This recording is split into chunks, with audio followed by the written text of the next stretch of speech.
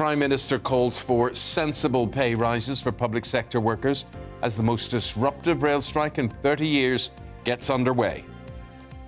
Good morning. It's 6 o'clock on Monday, the 21st of June. This is Breakfast on GB News with Eamonn, Holmes and Isabel, Webster. Leading the news this morning, one big story. The Prime Minister will say today that unions are harming those they're meant to help as rail strikes start and get underway. Crunch talks broke down last night after the RMT union rejected an offer of a 3% pay rise. Boris Johnson will chair Cabinet later today to discuss the industrial action, but he'll also attempt to bring the focus back onto the government's latest plans to tackle the cost of living crisis. The Duke of Cambridge turns 40 today, shunning the traditional royal photo in favour of images of him selling the big issue. He's vowed to continue shining a spotlight on homelessness in the months and years to come. And today is the summer solstice, the longest day of the year, and it will bring over 16 hours of daylight. Our reporter Jeff Moody will be down at Stonehenge for us, finding out how people are celebrating the day. Indeed, he won't be very moody. He'll be bathed in sunlight because it's going to be a good day. It's going to be a lovely day, beautiful sunrise. Your pictures of sunrises, how it's affecting you, GB Views at gbnews.uk. You can tweet them to us at GB News. Yeah, I've already put a sunrise picture on my Instagram. I saw it, Isabel. I liked it. Oh, thanks. Yes. Coincidentally, I forgot what you looked like. Nice to see you. Yeah, I'm back. Look, you can subscribe to the GB News channel on YouTube. All the latest big stories everyone's talking about is on there, and it is totally free.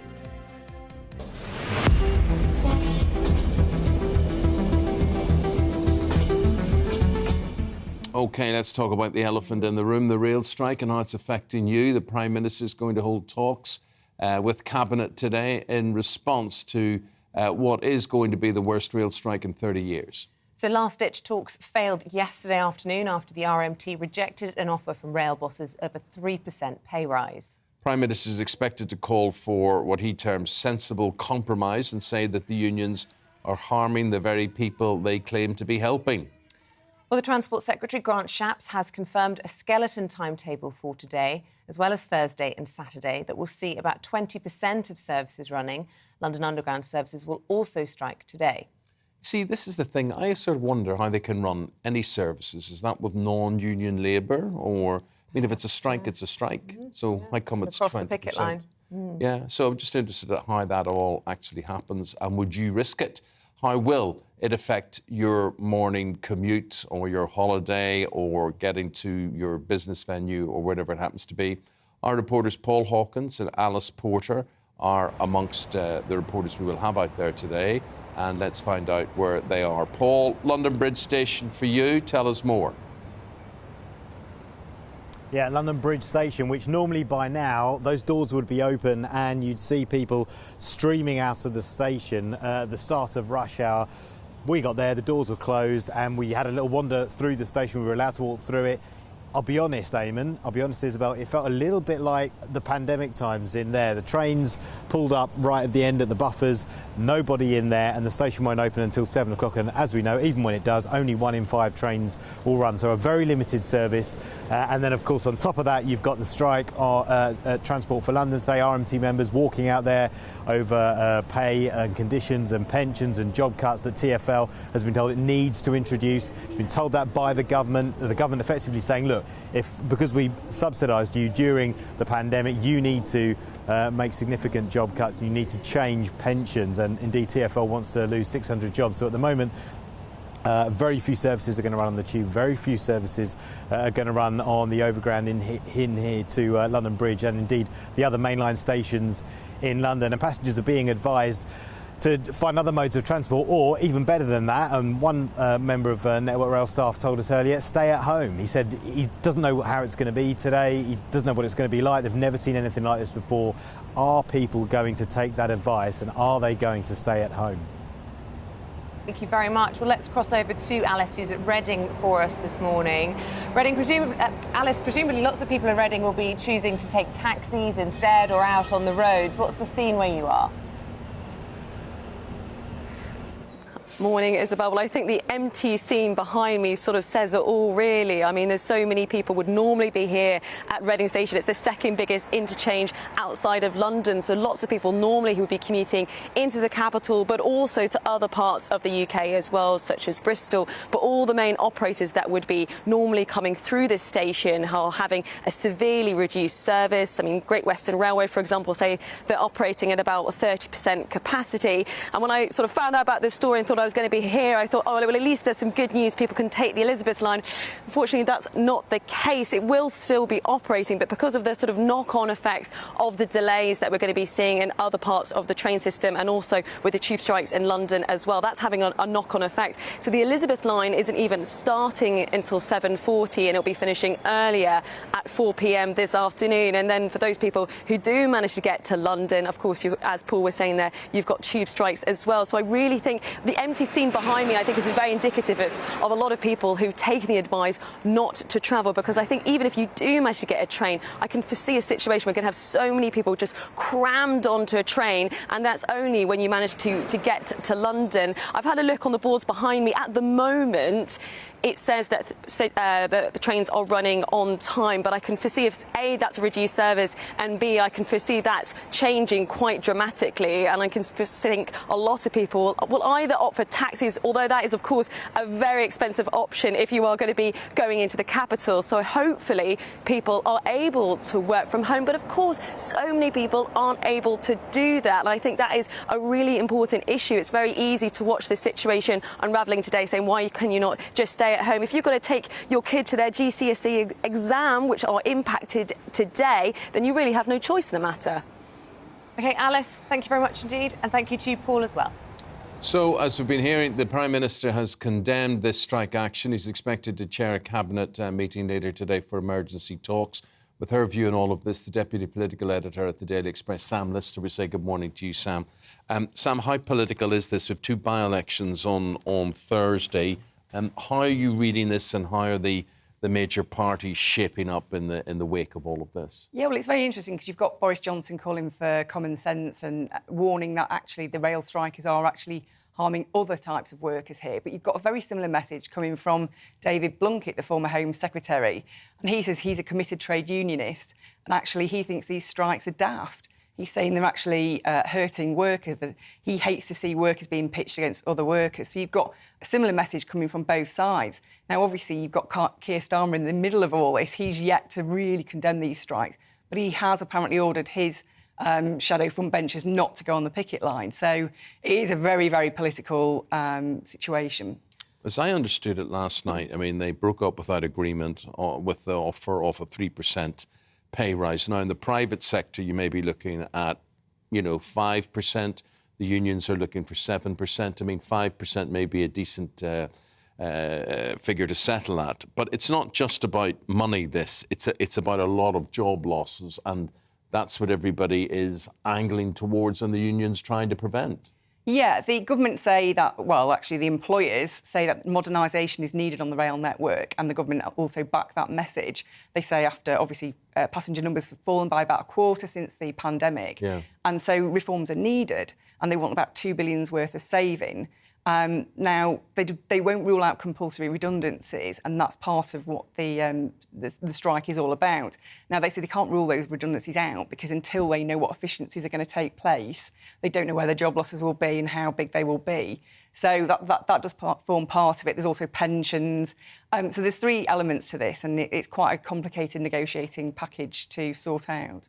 Meanwhile, I suppose there's this growing expectation that the government should do more in all of this, and the government's saying, hang on a minute, this is between the rail operators and the unions. Is this, do you think, going to mark a period in history where we start to see the government saying, we're not going to get involved in everything anymore? It's this pandemic expectation, it's time to wean ourselves off it?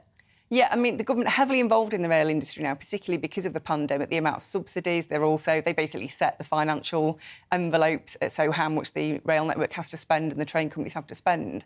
But essentially, they say it's nothing to do with them. This is a strike called by the RMT. It's them who are pushing this, and it's for them and the employers to sort out. And also, it's quite technical. There's a lot of technical things to sort out on the rail network about how to modernise, and that's not for them to say, that's for the employers to negotiate with their staff. staff. And will that stick? I mean, should Grant Shapps have a better handling of all of this? And his comments in the Commons yesterday, sort of mixed response to that. Well, you're going to see a massive blame game, and I would imagine tomorrow at Prime Minister's questions, the Conservatives will be trying to pitch this as a Labour strike and shifting the blame onto the Labour movement. And obviously, it will be for your viewers, for people out there who are affected by this, to decide where the blame lies. But there certainly will be an attempt by the Conservatives to pitch this as a Labour strike. I will hear government spokespeople coming on and saying that traditionally railway workers have had high pay. I then hear union representatives and they talk about people with very low pay. It may work out on an average basis, but basically you've got railway workers saying, or the unions saying, the drivers of trains, for instance, should be on very high pay because they're like pilots. They've got people's lives in their hands. What do you think people will make of that analogy? I'm not sure that will wash with the public, because obviously nurses are on probably about half the pay of some rail drivers, some train drivers. And they obviously are dealing with people's lives every day, quite, up close and personal, people who are dying, people who are facing chronic illnesses. And, they are actually providing care day in, day out. That it does help prolong people's lives. So I'm not sure the nurses would see that that is the legitimate answer to all this. Speaking of care, the Prime Minister had an operation yesterday on his sinuses under general anaesthetic, but back hosting Cabinet this morning? Yes, that's right. That's what we expect. He was back and up and running and taking meetings yesterday afternoon. It was a quick operation on his sinuses. They won't go into any further detail. Obviously, even the Prime Minister is entitled to some privacy about his health matters. But he was under general anaesthetic at 6 a.m. And I think under kind of general guidance, medical advice, you wouldn't take big decisions affecting the country within 24 hours while you recover. But he was certainly taking meetings yesterday. Dominic Raab was deputising. But we expect to see him back at Cabinet this morning. And then he's off to a summit in Rwanda later this week, and that's still on.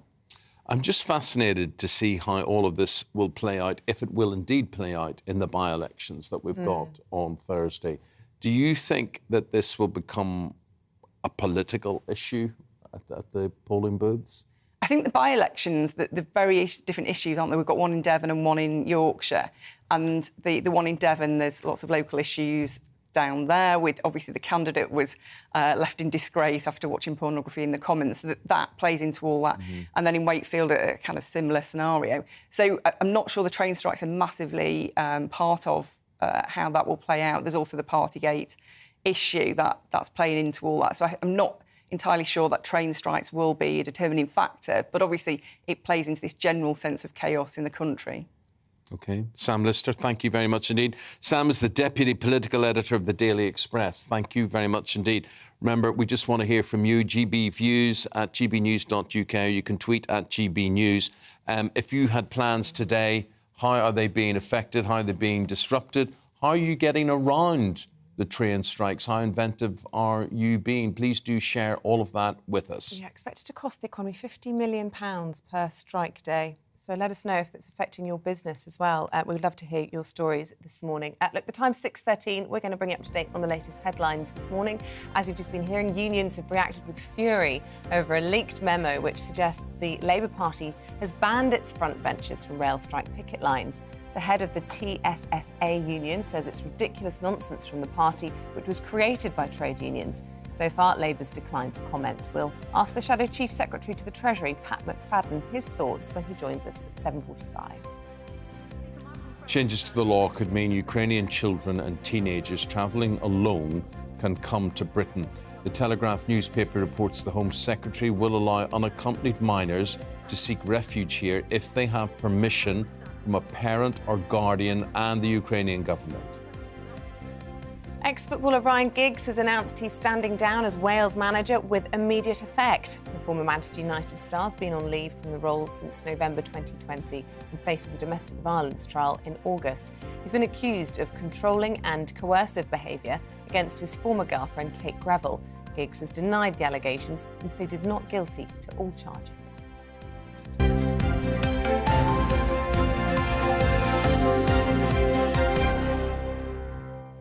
And it's fast approaching 6:15. The Duke of Cambridge is 40 today, and the future heir continues to use his status to highlight causes that he cares about.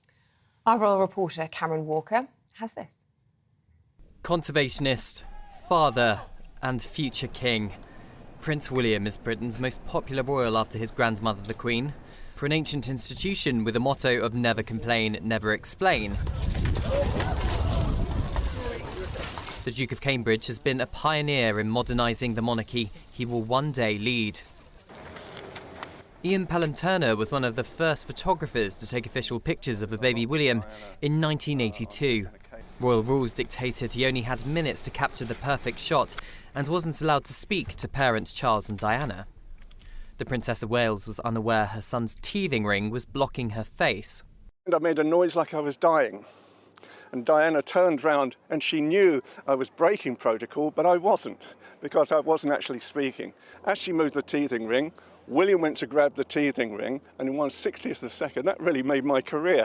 I've been living off that picture for the past 40-odd years since. The Duke of Cambridge has a long-standing passion for protecting wildlife, and one of his first royal patronages in 2005 was the conservation charity Tusk. Before the charity's existence, up to 100,000 elephants a year were killed by poachers in the illegal ivory trade.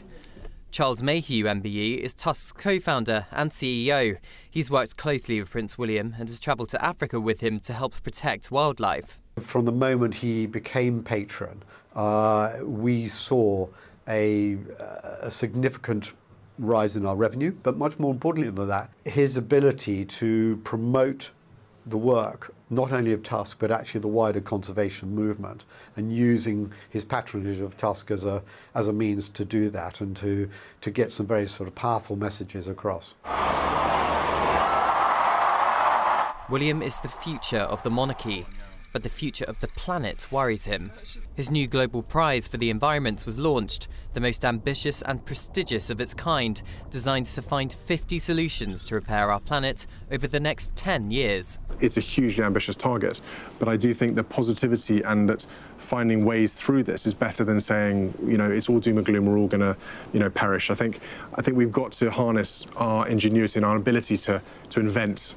The prince's passion perhaps stems from his grandfather and father's work over the decades.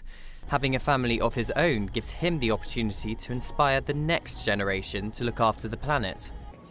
But the Duke's main duty is supporting the Queen, and her mobility issues means William represents her at more engagements.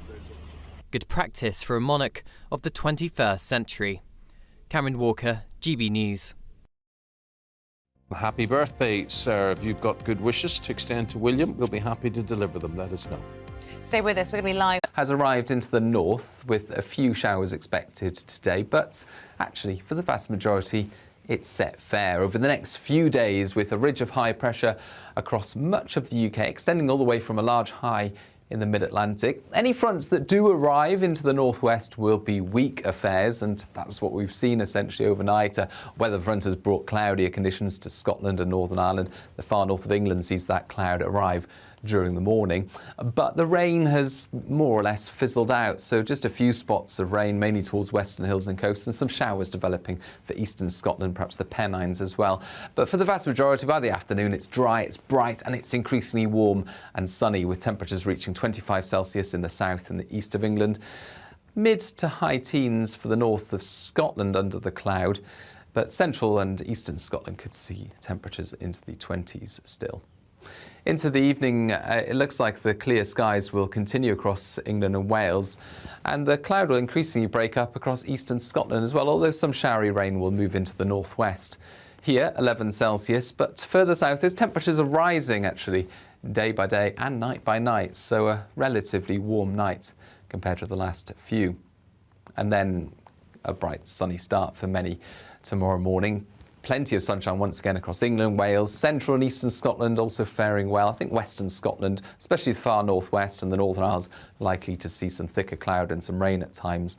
But away from here, well, it's looking increasingly warm. Mid to high 20s by this stage, 27 Celsius possible somewhere like Norwich or London, perhaps even 28 degrees. And on Thursday, the heat peaks with plenty more sunshine to come for the vast majority. Away from the northwest of Scotland, mid to high 20s or even 30 Celsius.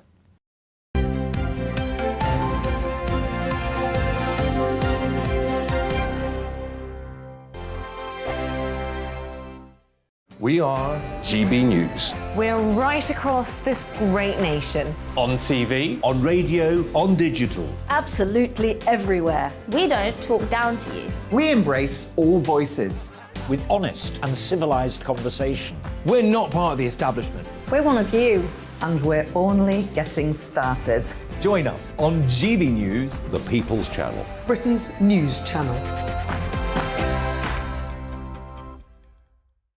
Every morning from 6 o'clock, we'll wake you up with GB News Breakfast with all the stories you didn't know from the night before. So whether it's serious news, entertainment, or your own views from all over our great nation, we're here to kick off your day with a smile. And the national media should be reflecting and reporting what's happening here. You will notice the northwestern accents.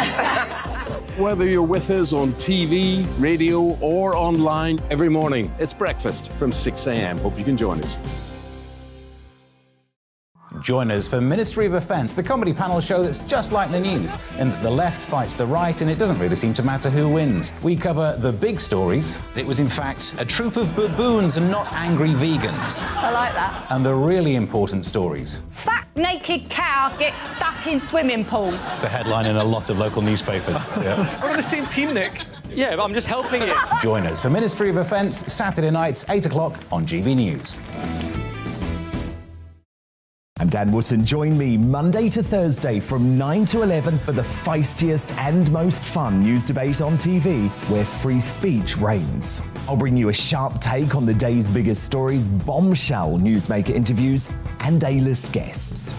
And I guarantee you, no spin, no bias, no censorship, and no reason to go to bed. That's Dan Wootton tonight, Monday to Thursdays from 9 on GB News.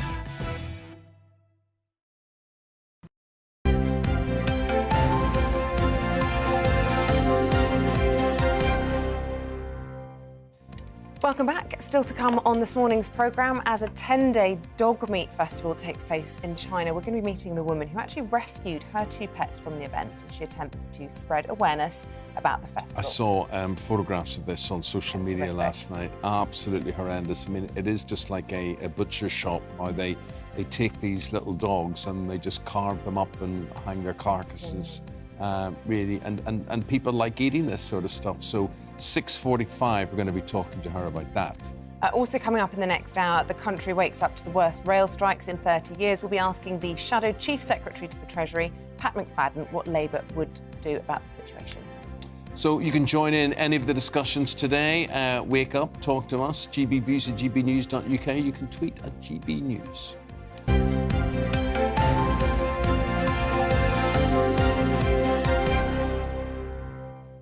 Today is the longest day of the year, known as summer solstice. So down south, daylight will be 16 hours and 39 minutes, whilst in Shetland today, it'll be 18 hours, 56 minutes. Oh, might as well just stay awake all night. Joining us now in our southwest of England spot of Stonehenge this morning is Jeff Moody. Very good morning to you. There's always a really big gathering for the sunrise on the 21st of June. What's it been like this morning? Oh, it's been fantastic. The atmosphere down here has been amazing. I mean, the actual sunrise wasn't as impressive as we would have liked it to have been because there was a lot of mist and murk around. It was quite funny because thousands and thousands of people came out onto the hill here and the field surrounding Stonehenge. And I was talking to this couple, an American couple, who were really excited. They'd come over especially for it. And when the sun actually rose, they'd fallen asleep, unfortunately. But as you can see, people all around, it's starting to be a very nice morning. As the sun came up, it wasn't really quite so nice, unfortunately. But, you know, still a good atmosphere. And I'm here joined by Heather Sabir. Heather, what a great atmosphere here it's been. How many people have been here, do you know? We think around about 6,000 people this year. And people watching on live stream as well? Yes, we've been live streaming, so there were over 100,000 watched the sunset last night, and then around about 5,000 this morning. That's an incredible number, isn't it? Sorry, 50,000 this morning. It was 50,000, yeah. Why do people come here to watch the sun go up? They come for all sorts of different reasons. Some people just come to have a good time because it's open access to the stones. But for a lot of people, it's a very emotional, spiritual time. There are a lot of groups, there are Druid groups and pagan groups, and they come to actually perform ceremonies. You can hear drumming in the background here. So there's lots of different reasons people come, but very often it's just to enjoy the fact it's the longest day of the year and the weather's been very kind. And it's one of the only times that you can actually get this close to the stones, isn't it? I've driven past Stonehenge so many times, but actually walking in amongst the stones, it is something very special, isn't it? It is very special. And 4 times a year we allow the public to come in, so the winter solstice, the summer solstice, and then the equinoxes in between. And it's partly because those groups do want to have their spiritual ceremonies, but we want to be able to welcome people in, because English Heritage is a charity and it's part of our remit to welcome people into the stones. And this is one way of allowing them in, but just at certain times of the year, because they look very robust, but actually we do need to protect them quite a lot, believe it or not, because the stones have got a lot of features on them that you can't see with the naked eye. So that's why the rest of the year we're quite careful about what happens to them. Thank you very much indeed, Heather. Well, as I say, 6,000 people turned up this morning to see the sun rise. That also means 6,000 people are now leaving the site. So I'm going to go and join the traffic jam out of Stonehenge. Back to you. Oh, gosh, there's always traffic jams there as well, aren't there, on the A303? I imagine that's going to be good fun. Good luck with that, Jeff. Yep.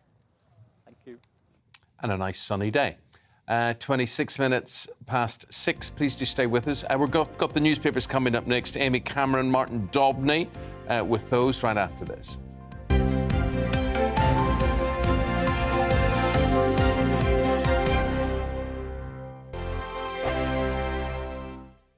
We are GB News. We're right across this great nation. On TV, on radio, on digital. Absolutely everywhere. We don't talk down to you. We embrace all voices. With honest and civilised conversation. we're not part of the establishment. We're one of you. And we're only getting started. Join us on GB News, The People's Channel. Britain's news channel. Every morning from 6 o'clock, we'll wake you up with GB News Breakfast with all the stories you didn't know from the night before. So whether it's serious news, entertainment, or your own views from all over our great nation, we're here to kick off your day with a smile. And the national media should be reflecting and reporting what's happening here. You will notice the northwestern accents. Whether you're with us on TV, radio, or online, every morning it's breakfast from 6 a.m. Hope you can join us. Join us for Ministry of Offence, the comedy panel show that's just like the news, in that the left fights the right and it doesn't really seem to matter who wins. We cover the big stories. It was in fact a troop of baboons and not angry vegans. I like that. And the really important stories. Fat naked cow gets stuck in swimming pool. It's a headline in a lot of local newspapers. Yeah. We're on the same team, Nick. Yeah, but I'm just helping you. Join us for Ministry of Offence, Saturday nights, 8 o'clock on GB News. I'm Dan Wootton. Join me Monday to Thursday from 9 to 11 for the feistiest and most fun news debate on TV, where free speech reigns. I'll bring you a sharp take on the day's biggest stories, bombshell newsmaker interviews, and A-list guests. And I guarantee you, no spin, no bias, no censorship, and no reason to go to bed. That's Dan Wootton tonight, Monday to Thursdays from 9 on GB News.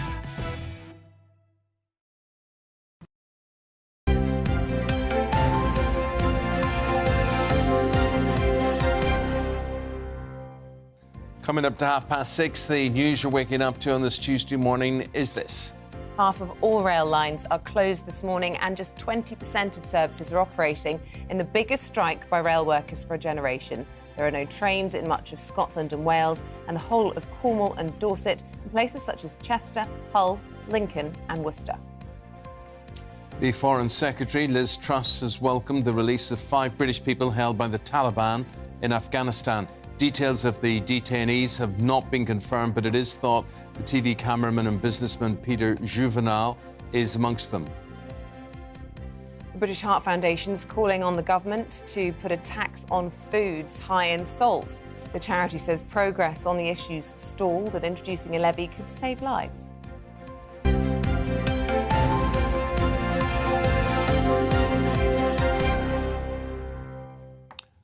just going to talk about that chip being dipped again. In ice cream. Come back out, an ice cream dip, anyway. Yeah, it's ghastly. Mystery continues. But salt is ghastly. Salt, and it's so prevalent. I mean, I can now buy, there's a certain supermarket that I go to and I get things like prawn cocktail. It's just unedible now. It just is absolutely, the salt is just amazing. Sandwiches. I think you've gone off salt. See, you see, what? You see, here you go. It's not the salt, it's you. You've changed since COVID. You're not salt sensitive.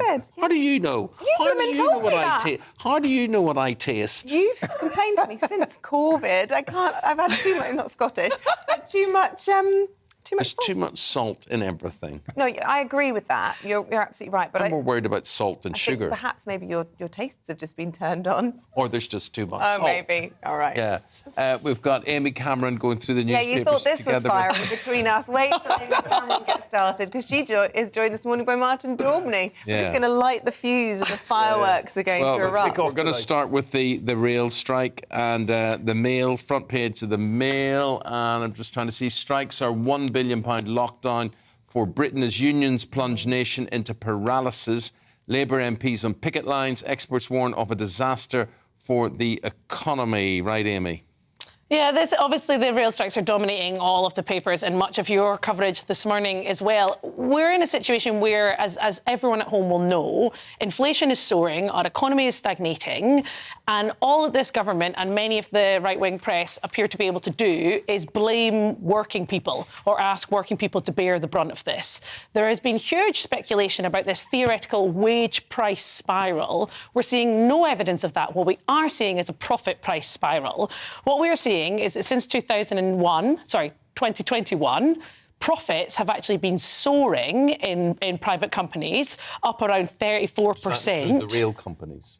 Rail companies are part of the problem. Obviously, they're not entirely the problem on that, because the profiteering exists in many, many sectors. But I think what I'm pointing to here is that ordinary working people are being blamed for a situation where they are being asked to bear the brunt. Train commuters. No, as in the people who work for the trains, who are also ordinary working people. I find this kind of dichotomy that's presented as if rail workers are not also ordinary working people.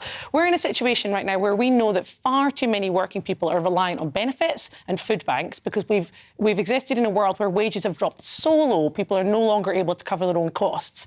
And when unions and the people who are members of unions dare to ask for a decent standard of living, they are absolutely stigmatised in the press. I actually think we should be backing the unions and backing their legitimate calls that during this time of national crisis, working people do not bear the brunt. OK, Martin. Well, quite simply, in the real world, working people can't get to work today. And that doesn't affect the people that have stayed at home and stayed away during the pandemic and beyond, those who got quite used to the comfort of working from home, not having to commute, not having to pay the money for that. They aren't affected today. We've seen a very different commuter belt. I've worked throughout the entire pandemic, and I've seen it really change, capacity go right down.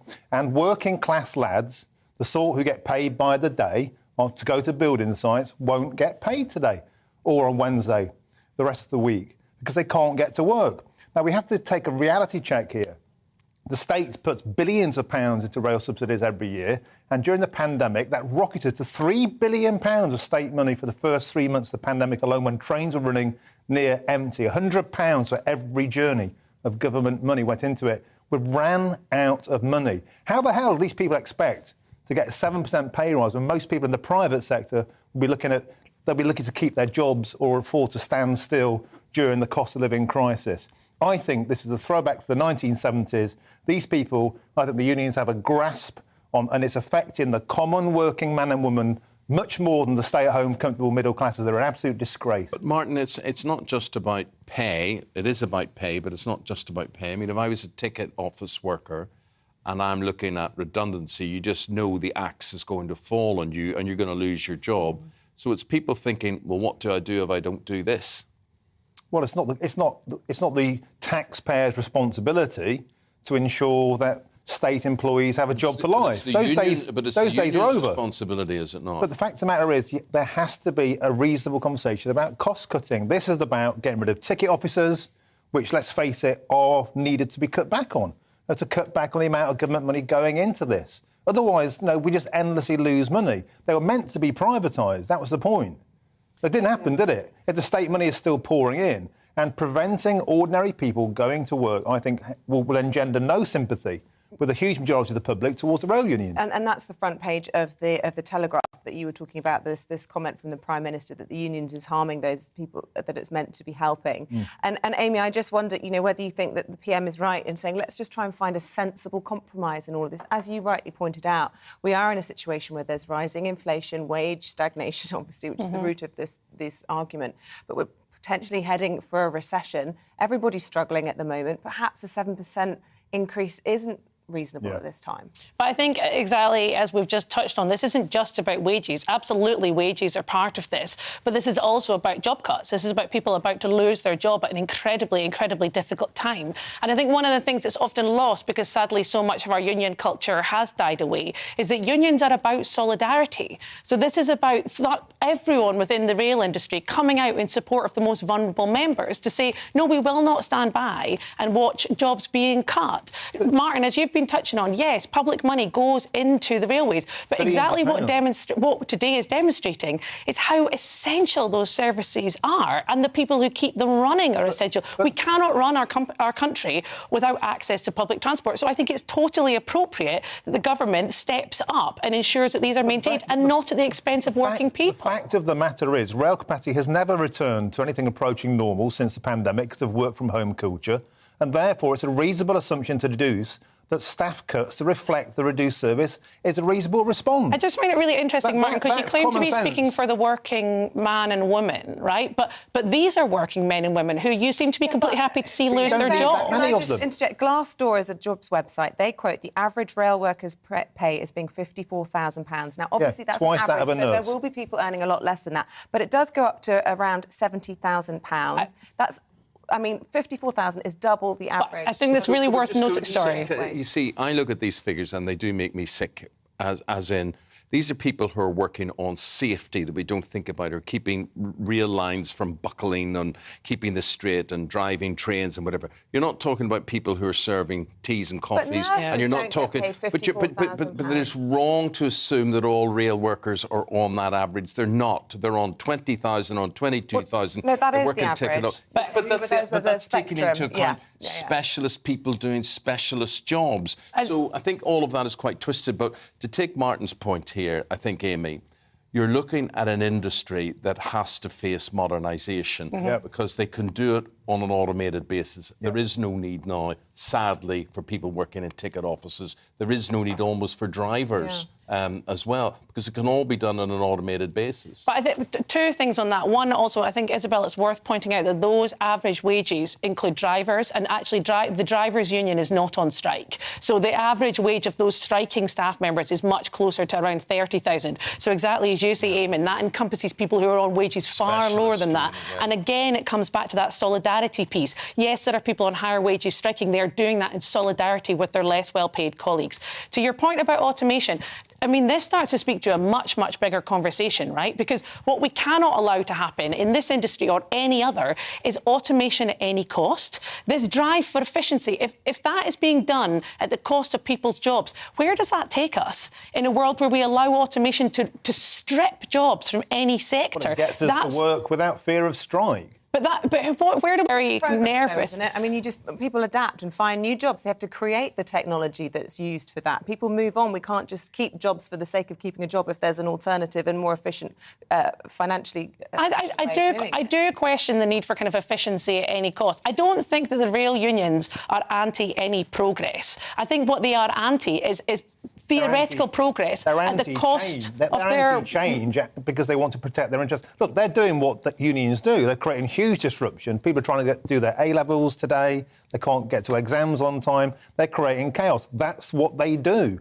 The fact of the matter is they are not reading the room. They're completely out of touch with the average working man and woman who's going to be struggling to get any form of pay rise. They're demanding over and above that. And I think they're putting themselves way out of step with what the ordinary person thinks. But if we live in an economy where so few people are members of unions, that it has, over the last couple of years, been possible for private companies to absolutely strip wages and working conditions. We live in a 0 hours society. We live in a low-wage economy. Society today because people can't get to the office. If we saw more strong unions across different sectors, maybe we would not be in the situation that we're currently in, which is much worse than we're seeing across Europe. Okay, what I find is almost hilarious. I say this almost every day. In all my time as a journalist, I've never once seen a newspaper backing a union, understanding a union, and I just feel, what is their fear of unions? Why are unions so demonised? Because they used to stop newspapers getting printed. Right, OK. There's your answer. Bit of history there. Look, Martin, can I bring you in and talk about these grooming gangs in Oldham, which apparently is still going on? There has been a review of this. This is The Guardian today, page 12. And this review, well, not many people emerged with much credit from the review that took place. No, it's a very serious topic. There's been a report into Oldham Council that was commissioned by them in 2019. And it's exposed serious failings by both the police and the council in the area. One particularly horrific case is a guy called Shabir Ahmed, who was for 18 years a council safeguarding officer, the precise person who should have been taking care of children, went on to rape 30 children. It's an absolute heartbreaking tale, echoed in previous reports in Rotherham, Oxford and Rochdale. And it once again shows a Labour authority too afraid to investigate for claims of being racist, because these are ostensibly Pakistani men preying on white working class girls. That's a fact. That's not racist, that's just the truth. And they're so scared of the blame culture that comes out of that, they would rather turn a blind eye and seriously fail these communities. And in many ways, this is representative, I think, of how liberal politics has completely failed the working classes. They just can't say the truth for being called racist. I'm going to Rotherham at the weekend. It's an area where the Reclaim Party are very well liked. And this sort of scandal has to be dealt with because it's still going on. This isn't historic. It still goes on. The problems persist. And it's an absolute betrayal of Britain. It goes on, Martin, presumably because the people involved know they can get away with it. Yeah, they do. And they get into positions of power. Mr. Ahmed is a really chilling example of that. This is somebody who's literally using a council position to gain trust and access to be an abuser. We've seen the same with taxi companies. And it really, really is creating huge division. And it's creating an entire generation of people who feel betrayed and abandoned by politicians, too afraid to speak the truth. I don't disagree with much of what Martin says up until the point that it turns into a sort of race-baiting situation. There is zero denying that there are serious failings in the way that we deal with sexual exploitation in Oldham and beyond. All too often victims are not believed, be those young women or older women. We've seen that with the Met Police. We've seen it across police forces and councils right across the country. I think the area where I start to really struggle with you, Martin, is that I think the focus on race here is a complete distraction. No, it's not. It's a from what we see as a general abuse of power. The perpetrators are Pakistani men and the victims are white working class. Your attitude is the reason why these reports are needed, because everyone's too afraid to speak the truth. That's the point. I think the point here is that wherever you have people in positions of power, they are all too often able to exploit the vulnerable. That's what we've seen here, and victims are not believed. It doesn't matter whether the perpetrator is black, white, whatever. It doesn't matter. Where else is it going on at that scale in the country? I mean, I apologise because the examples are too prevalent, right? We saw it with the BBC, we've seen it with the church, we've seen it through the Met Police. All of those are far predominantly white institutions. If only the abuse of women was something that was limited to one racial group, that is absolutely not what we see. What we see is that people in positions of power are able to exploit the vulnerable, and that is what needs to be addressed. I also think there's a massive need to hugely increase investment in social care services, because far too many people are left vulnerable and exposed. Let's move on to something a little bit less controversial. The benefits of Brexit. Best of luck to you, Isabel. The Eye newspaper this morning. Number 10 wants to tear up the ban on bosses, the cap on city bosses' pay bonuses. And this is going to be argued as one of the benefits of Brexit. So at the moment, it's maximum. What, that these fat cats can get paid even more? Yeah, they're trying to attract more business into London. So, I find this story absolutely mind-boggling in the context of the union bashing happening on the front pages of every other paper. So this is a story about how Number 10 is apparently planning to remove the limits on city bosses' pays, bearing in mind that these limits include things like you shouldn't give a bonus of more than 100 times the fixed pay, and that can actually also be doubled if the shareholders agree. Apparently, not allowing people to be paid more than 100 times their wage is what's holding back Britain here. Not any of the things related to people's working conditions like we see the unions trying to fight for. Would say that their salary is actually lower, and then they live off their bonus. That would be their argument. Yeah, they're lower than what, though, Isabel? They're already being paid substantial wages. You're comparing public sector pay to private sector pay. That's basic economic. But is this the Brexit that people voted for? A situation where working people's wages stagnate while the government makes it easy for fat cats to earn literally multiple millions, often overseeing companies which are stripping out wages. I just find this absolutely staggering. You hate wealth creation across all, there's zero evidence of trickle-down economics. Let Martin have please. The fact of the matter is, if you believe in a free market and if you believe in attracting the best talent, then you can do things like this. We should have done much more. We should have deregulated corporate taxation. We weren't allowed to do that because the European Union wouldn't allow us to do that. We should be lowering taxation to encourage investment from overseas to come in. The city is the crown jewels of all European finance in London. Sorry, Martin, this is indecent. Well, it's also absolutely... the tax that these revenues generators produce for the country. They pay tax on it, presumably. NHS, yeah. No, come on. They funnel so much of their tax out into offshore havens. We absolutely know that. I just find it so weird, Martin. You claim to be fighting for the working man. How does it benefit the working man to have city bosses being paid 100 times their fixed wage? It's absolutely staggering. I think this is disgusting in a cost of living crisis. Because the richest people in society pay the most taxes, which allow the rest of us to enjoy public services. Yeah. It's quite simple. I think it's very clear whose side you and Number 10 are on, and it's very much the fat cats rather than the ordinary, as you say, Eamonn, people nonsense. Cleaning trains and serving cups of teas and coffees. I'm the one saying lads can't get some building sites today because of unions. The people who should be paid most in this country are the people who clean public toilets. I've always said that. And this idea of and respect to them for doing Not at all. This is fantastic television, I would suggest. I think it's great to have people Gosh, it's people shouting at each other. Well, no, it's complete opposite points of view, and that's exactly what we're here to do, is to promote debate, discussion. We would just love to hear what people at home think this morning. I have a feeling the inbox is going to be on fire. Should I have a little delve? It's always a bit dodgy doing that live on air because sometimes you never quite know where to go. This is from Ken Morley. Morning. This is talking about the rail strike. Some staff are being overpaid. Get rid of enhanced Sunday working payments, make it normal working day like the rest of the country, then they get a bigger percentage. L. Wood has got in touch saying trade unions are important. This is about the future of infrastructure. You cannot pay workers pennies when they need pounds. Anyway, so you're getting a mixture of views, essentially. But also when it comes to anybody's salary, anybody's pay, jealousy plays a massive part, because if someone's getting paid more than you, people don't like it and they'll have something to say about it. Martin, let's go to the airport chaos, which continues. It would be... it's just, people head off on holiday and their suitcases don't arrive with them. All sorts of shenanigans going on here. This is the Times, page 10. Yeah, so it's the blame game is starting. What is causing the chaos or the massive backlogs at airports, preventing a lot of people getting away for their family holiday this year after a long time of being kind of bound in Britain.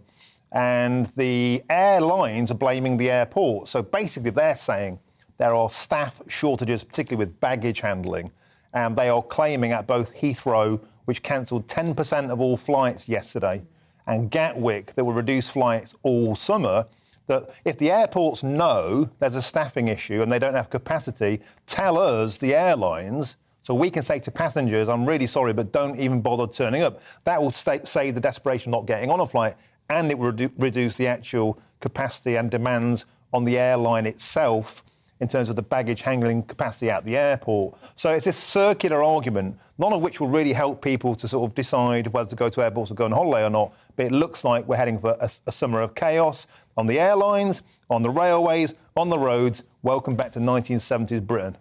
Thank you, unions. That's not going to say a thank you and good night. A girl can dream, I guess. That feels like an apposite moment to perhaps wrap the pay-per-view. Have we got time for any more? Anyone want to do any more, or should we call it a day? One quick one. Well, if that's not enough to send you to the doctor, I don't know what will be. Telegraph front page this morning. Amy, so seeing a GP remotely, the NHS saying is not so bad because it's greener. Yeah, so this is a story, and we've seen quite a lot of discussion about kind of remote GP appointments. This is a piece on the front of the Telegraph suggesting that they have positive environmental benefits. I mean, that is one element of it. I think there's been much talk today already about the need for modernisation, and I think actually at-home GP appointments is one thing that came out of the pandemic that is, I think, in moderation, very beneficial for lots of people. We know that GP surgeries are under a huge amount of strain. There are many people for whom seeing a GP remotely makes a lot of sense. If you're working, if you've got kids to look after, being able to call in for something minor makes a huge amount of sense. So I think this is just one of those instances where actually it is possible to do something much refuted often in many of these papers that is both good for the environment and good for people. Actually, that's the case across a whole load of things, and it's just really positive to see this being covered in the Telegraph, I think. Okay. Do you know, someone once said to me that the number of words I can fit into a second is quite staggering, but I think you definitely take the record. Absolutely not a criticism. But, it's the Scottish. It's impressive. Amy and Martin, thank you both very much. We'll have an equally lively second round, I'm sure, in the next 9 minutes now before 7 o'clock. Today marks the start of a 10-day, and you're hearing this correctly, Dog Meat Festival. This is in Yulin in China, and despite hopes the festival may be cancelled due to the pandemic, thousands of dogs are still heading to that city to be butchered. Julia is the CEO of No to Dog Meat, and she joins us today with two very interesting dogs, and one's called Annabelle. You introduce that amazing doggie that you have there, and tell us Annabelle's story. And I think you've got Felicity there as well. Good morning, Eamonn. I'm really pleased to be here today, and I have Annabelle with me, and I also have Felicity, who I'll show to you in a moment. Both of these dogs I rescued from a truck that was bound to the Yulin Dog Meat Festival. OK, so tell us a little bit about how that went. I mean, it's not easy to attend something like that, is it? And obviously to rescue a dog as well. No, it's actually very difficult. I've been going to the festival since 2011, and I've seen it grow in size to a record 10,000 dogs being butchered during the 10-day period. And rescuing Annabelle was pretty hard because our charity doesn't believe in buying dogs from the market, because if we do that, we're fueling the butcher's greed. So what we try to do with Chinese activists who share our vision is we try to stop the trucks that are on the highway entering into Yulin and impound the truck and then release the dogs. So if I've got this right, when you got to the festival, you would have had the choice. That is what, Annabelle on your knee there, yeah? Yeah, this is Annabelle. Right. You would have had the choice to eat Annabelle or to watch Annabelle being butchered and take slices off Annabelle. Am I right? Yes, that's correct. Annabelle had already lost her eye because they were pulling it out. Dear, dear, dear, dear. I mean, what breed? What on earth? I've never seen a dog. It's like a bear. I wasn't sure if she was real, if I'm perfectly honest. What breed would Annabelle be? Annabelle's a chow chow, so she has the blue tongue. Gosh. I saw pictures on social media last night of this festival, and it just was horrifying. It was absolutely horrifying. But yet normal. I mean, I suppose as I sit here, I mean, I'm a man who eats meat, so therefore the butchering of sheep or the butchering of cows, I'm prepared to tolerate or go along with. But actually seeing dogs butchered and hung up the same way was really, I don't know, it was shocking. But am I a hypocrite for objecting to dogs and not other animals? I wouldn't say that, Eamonn, because most of the dogs that end up at the Yulin Dog Meat Festival are people's pets. Many of them still have collars on. So, in fact, they're stolen pets that the people there are eating. So one minute you may have a dog for the blind, or a little dog that's keeping an old lady company, or a pet that kids have been playing with, and the next minute it's been stolen, it's been packed on a tight truck, sent 2,000 kilometres down to the festival and being butchered without any regard to sentience or sanitation. To this festival for years, high-profile objectors, people like Ricky Gervais have campaigned against it. Do they take any notice? Well, it's a flip side, really, because on the one side, it's been fantastic, celebrities speaking out. But unfortunately, what this did do was this sent so much media to Yulin that actually the butchers were bringing in more dogs rather than less because they found good-hearted people willing to buy them. What is happening now, though, it's the Chinese activists that are mobilising again. Since the pandemic, they've actually been the only ones who've been able to go to Yulin and actually rescue and document and lobby for change. And we support them with our actions here. You want people to do, now that they've learnt about this, now that they know about this, what can they do about this? Well, what they can do about this is they can join with us at one of our many charity actions that we do. We're going to be in London tomorrow near to the Chinese embassy with our dogs, giving information about what we do. And we believe that everybody should be spreading a message of compassion because it doesn't matter who you are, where you're from, what you decide to eat. We just believe that cruelty is not cruel. Cruelty is cruel. Sorry, I'm very nervous today because I'm so emotional about the scenes that I've witnessed on Live Link through the night. And we just believe that through education, slowly change will come. And there is one other thing, Eamonn, that we need to do. We need to pressurise our governments as well, because China did declare that they would be imposing stricter health measures and stricter laws due to the pandemic, because obviously killing a dog in public and eating it isn't very clean. And unfortunately, this hasn't been put into place. And it's pressure, soft diplomacy from our own governments that can make a difference. Julia, I think it would make a big difference if we've made a decision not to show the dog meat that is available and hanging up there. But when you think of your own pet at home and how it would be fair game, basically, for these butchers in Yulin. And when they say a festival, it's actually, I mean, they celebrate eating this meat. This meat is regarded as some sort of delicacy, is it? The meat isn't regarded as a delicacy, but it's regarded as a treat for people that have money. But during the festival, people drink a wine called lychee wine. It's kind of a liqueur. So actually what they're doing is they're getting drunk and they're feasting on barbecued dogs and dog meat soup. Julia, because dog meat isn't actually cheap. Good luck. Good luck to what you're trying to do. Julia says no to dog meat. And she's got two beautiful examples of dogs there, which she has rescued from the Yulin Meat Festival. Thank you very much indeed for drawing it to our attention, and I hope something eventually is done about it. Thank you, Eamonn. It's a very sad day for us, as you can imagine, but we're going to keep going through education, through lobbying, and above all, rehoming some of our lovely dogs from our shelter. Good luck with it. Thank you, Julia. Thank you. Bye-bye.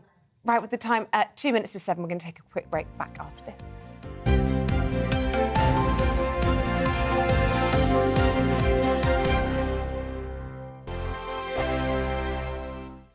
We are GB News. We're right across this great nation. On TV, on radio, on digital. Absolutely everywhere. We don't talk down to you. We embrace all voices. With honest and civilised conversation. We're not part of the establishment. We're one of you. And we're only getting started. Join us on GB News, The People's Channel. Britain's news channel. Every morning from 6 o'clock, we'll wake you up with GB News Breakfast with all the stories you didn't know from the night before. So whether it's serious news, entertainment, or your own views from all over our great nation, we're here to kick off your day with a smile. The national media should be reflecting and reporting what's happening here. You will notice the northwestern accents. Whether you're with us on TV, radio, or online, every morning, it's breakfast from 6 a.m. Hope you can join us. Join us for Ministry of Offence, the comedy panel show that's just like the news, in that the left fights the right and it doesn't really seem to matter who wins. We cover the big stories. It was in fact a troop of baboons and not angry vegans. I like that. And the really important stories. Fat naked cow gets stuck in swimming pool. It's a headline in a lot of local newspapers. Yeah. We're on the same team, Nick. Yeah, but I'm just helping you. Join us for Ministry of Offence, Saturday nights, 8 o'clock on GB News. I'm Dan Wootton. Join me Monday to Thursday from 9 to 11 for the feistiest and most fun news debate on TV, where free speech reigns. I'll bring you a sharp take on the day's biggest stories, bombshell newsmaker interviews, and A-list guests. And I guarantee you, no spin, no bias, no censorship, and no reason to go to bed. That's Dan Wootton tonight, Monday to Thursdays from 9 on GB News.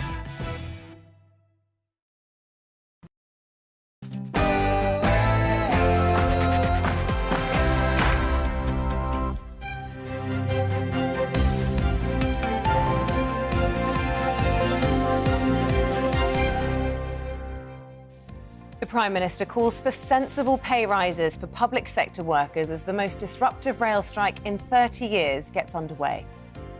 Hello, very good morning. Good to have you on board. The time is just after 7 o'clock. It's Monday, the 21st of June. You're tuned into Breakfast on GB News with Eamonn, Holmes and Isabel Webster. Nice to have your company. Here's what's leading the news this morning. The Prime Minister will say today that unions are harming those that they are meant to help as rail strikes start today. Crunch talks broke down last night after the RMT union rejected an offer of a 3% pay rise. We're live around the country to discover how it's affecting you. In Scotland, 9 out of 10 train services aren't running, and there's only 5 train services running throughout the country. Washington services on the A1, where traffic is already starting to build. Literally will feel like the longest day of the year for many commuters. The question is, will they stay away from railway stations around the country, or will they try and make it into work? Boris Johnson will chair a cabinet meeting to discuss the industrial action, but he will also attempt to bring the focus back to the government's latest plans to tackle the cost of living. The Duke of Cambridge turns 40 today, shunning the traditional royal photo in favour of images of him selling the big issue. He's vowed to continue shining a spotlight on the issue of homelessness in the months and years to come. You've been very good in taking part in our discussions today. Thank you. Richard says, I live in Wakefield, West Yorkshire. We have a bus strike and now no trains. I'm disabled, having to rely on my family for my shopping now, so a very difficult situation for him. Lillian, the union should be ashamed after a 2-year pandemic and now money needed to support war in Ukraine. British workers want to recover from the pandemic and go out and enjoy the freedom that they have. And Keith says inflation will escalate if everyone demands excessive pay rises to keep pace. Keep those thoughts coming in. We love to hear what you think throughout the programme. Remember, you can get in touch. Email gbviews@gbnews.uk or you can tweet us at gbnews. You can also subscribe to the GB News channel. That is on YouTube. Get the latest on the big stories.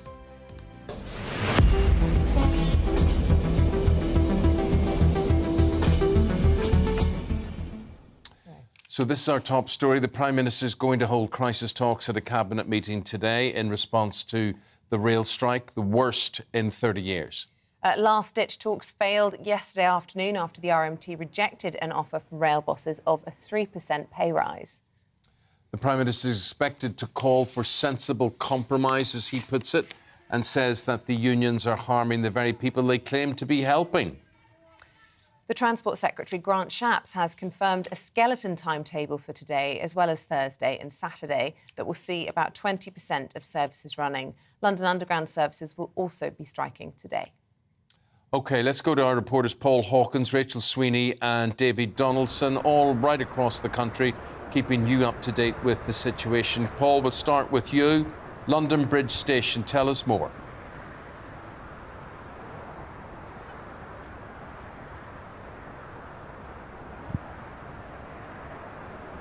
I think Paul's having difficulty hearing us, so instead we'll go to the A1 in the northeast of England. Rachel Sweeney there. Rachel. Yes, Yes, welcome to the A1. Now, this stretch that I'm on goes from County Durham up to Newcastle and Gateshead. A lot of people in County Durham work in those locations, so the road is usually a little bit busy. It's slightly busier than usual, but it's manageable at this stage. Now, not everybody drives a car, so the route from Durham to Newcastle via rail is very popular. It takes about 9 minutes and to drive is about 35. So when we think about the pandemic, a lot of people are working from home. I think a lot of people are doing that today, judging by the traffic that we're seeing here. But really what this is coming down to, from people on social media that have contacted me and GB News, they're saying this is really about the cost of living crisis. They have to get to work. They've taken extra jobs and they've taken extra hours to survive the high bills and high costs for their household costs. So what I've been doing is speaking to the unions. They say that they're incredibly passionate. They don't intentionally want to put this strain on commuters, and that this isn't a first resort. It is absolutely a last. Here's Dave Lawarne. We want to keep the railway safe. We want to be there so that we can protect the people, look after the people. That includes obviously doing the ticket checks. We're there for security. We're there to assist people who are disabled and need assistance on and off the train. We do a number of jobs on board the train. We manage the customer environment, and that's what we want to do. That's what we want to preserve. We don't want to do this. We do not want to resort to strike action. A lot of the country cannot afford it. We cannot afford it. But we feel as though we don't have a choice, because we need to make our voices heard. The DfT, the government, the train company managers, they need to get around the table. They need to listen. They need to talk. We need to sort something out. You can hear in his voice how passionate he is. He says that so many talks have been ongoing, things have been going on behind the scenes, and that this is absolutely a last resort. He didn't want it to come to this for commuters. I'll be here throughout the morning monitoring the situation here at Washington Services on the A1 in the northeast of England. Let's cross to David Donaldson. He's in Linlithgow, keeping track of the ScotRail Services situation for us this morning. What's the latest with you, Davy? Well, as you can see, it's extremely quiet over my shoulder, and there's a reason behind that, because there's only 5 train services running across Scotland, and this is in the central belt where I am, on the main commuter route between Edinburgh and Glasgow. Linlithgow, a very popular commuter town, and the first train to Glasgow here starts at 7:45. The one to Edinburgh is 4 minutes past 8, so that just really shows you the impact of the strike. We've only got 10% of rail services running across Scotland, so that's even less than parts of England. So yeah, real problems there's going to be, particularly on the roads, as Rachel alluded to there. I think we're going to see that's going to be very, very busy indeed. But I mean, rail people here, the RMT in Scotland, claiming that it's not all about, you know, a pay rise. It's about cutting jobs. It's about the safety of the rail network, and they're certainly very passionate about that. They said that, you know, if you're going to keep cutting, especially maintenance staff, then that could have a huge impact. And of course, a couple of years ago, we had that train crash in Stonehenge, which sadly a number of people died. So that's something they say they're trying to avoid. Whether something can be reached between, you know, now and Thursday or Saturday is anyone's guess. But certainly, there's obviously a will to do that on both sides. ScotRail here have had a dispute as well. They've had a dispute with drivers, with ASLEF, their union. They've considering a 5% pay increase at the moment, so that's certainly helping. The problem, of course, is that ScotRail use the Network Rail points, so hence the reason that there are very little trains at all. And out with the Central Belt, there's only 5 services running here in the Central Belt. Out with that, there are no trains at all. Right, Davy, thank you very much indeed. That's the picture in Scotland to London, London Bridge Station, and Paul Hawkins there for us.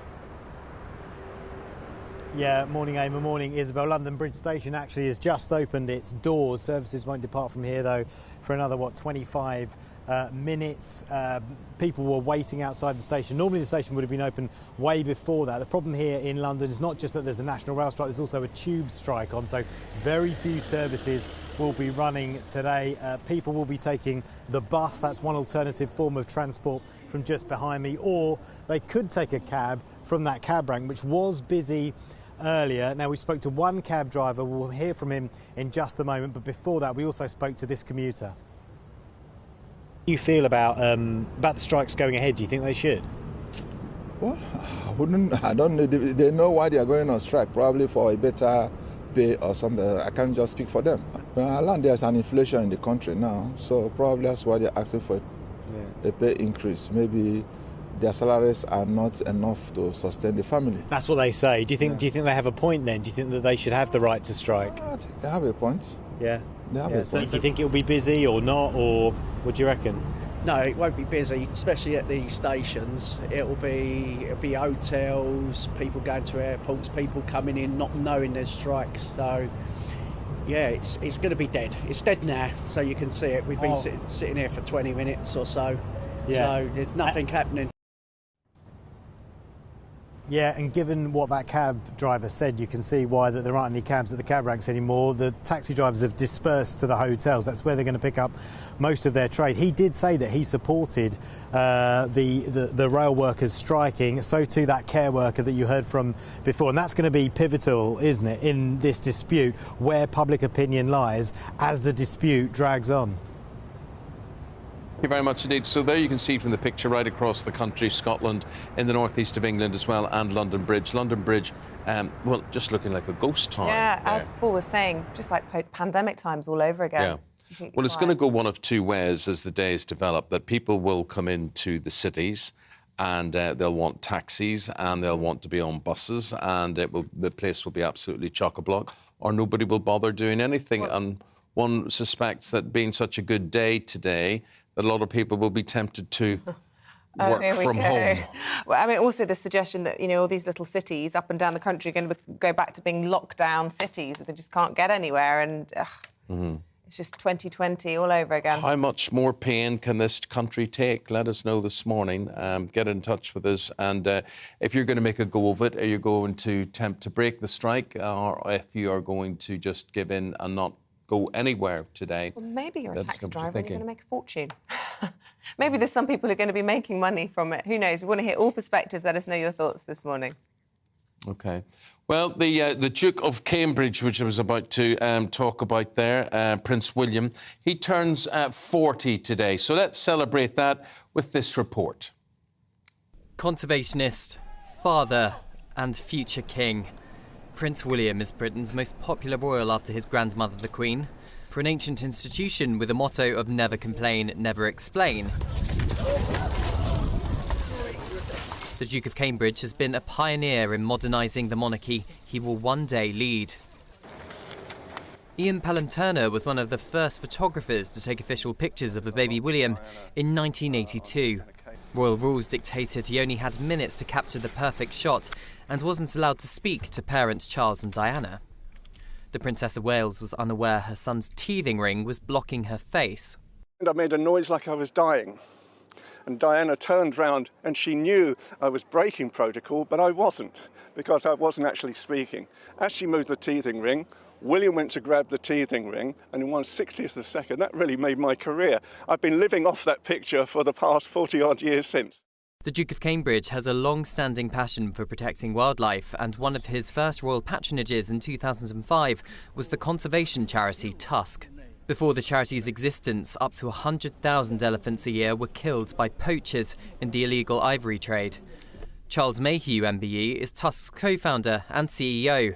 He's worked closely with Prince William and has travelled to Africa with him to help protect wildlife. From the moment he became patron, we saw a significant rise in our revenue, but much more importantly than that, his ability to promote the work, not only of Tusk, but actually the wider conservation movement, and using his patronage of Tusk as a means to do that and to get some very sort of powerful messages across. William is the future of the monarchy, but the future of the planet worries him. His new global prize for the environment was launched, the most ambitious and prestigious of its kind, designed to find 50 solutions to repair our planet over the next 10 years. It's a hugely ambitious target, but I do think the positivity and that finding ways through this is better than saying, it's all doom and gloom, we're all going to, perish. I think we've got to harness our ingenuity and our ability to invent. The prince's passion perhaps stems from his grandfather and father's work over the decades. Having a family of his own gives him the opportunity to inspire the next generation to look after the planet. But the Duke's main duty is supporting the Queen, and her mobility issues means William represents her at more engagements. Good practice for a monarch of the 21st century. Cameron Walker, GB News. See, I love that photograph that he used there of his kids. That's in a place called Wadi Rum in Jordan. And Wadi Rum? Wadi Rum. So it was a wadi. Yes, a river. It's like, well yeah, done. yeah. I've been there and it's very, very beautiful. Have you? Yeah, I went there pre-kids with my husband and actually it was his 30th birthday. We got a hot air balloon over the Wadi Rum. It's amazing. Really amazing. Very, very good. With the time at 7:15, just going to bring you up to date with the news situation. Unions have reacted with fury over a leaked memo which suggests the Labour Party has banned its frontbenchers from rail strike picket lines. Head of the TSSA union says it's ridiculous nonsense from the party, which was created by trade unions. So far, Labour has declined to comment. We'll ask the Shadow Chief Secretary to the Treasury, Pat McFadden, his thoughts when he joins us at 7:45. Changes to the law could mean Ukrainian children and teenagers travelling alone can come to Britain. The Telegraph newspaper reports the Home Secretary will allow unaccompanied minors to seek refuge here if they have permission from a parent or guardian and the Ukrainian government. Ex-footballer Ryan Giggs has announced he's standing down as the Wales manager with immediate effect. The former Manchester United star has been on leave from the role since November 2020 and is facing a domestic violence trial in August. He's been accused of controlling and coercive behaviour against his former girlfriend, Kate Greville. Giggs has denied the allegations and pleaded not guilty to all charges.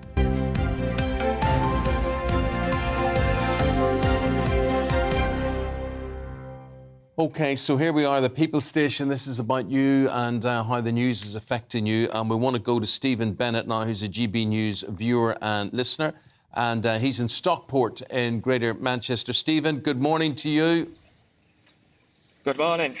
Stephen, the reason why you're of particular interest to us today, you used to work on the railways. You're a former train dispatcher. Tell us what that meant. What was your job? What did you actually do? Well, my role was to get the train safely off the platform in conjunction with the guard.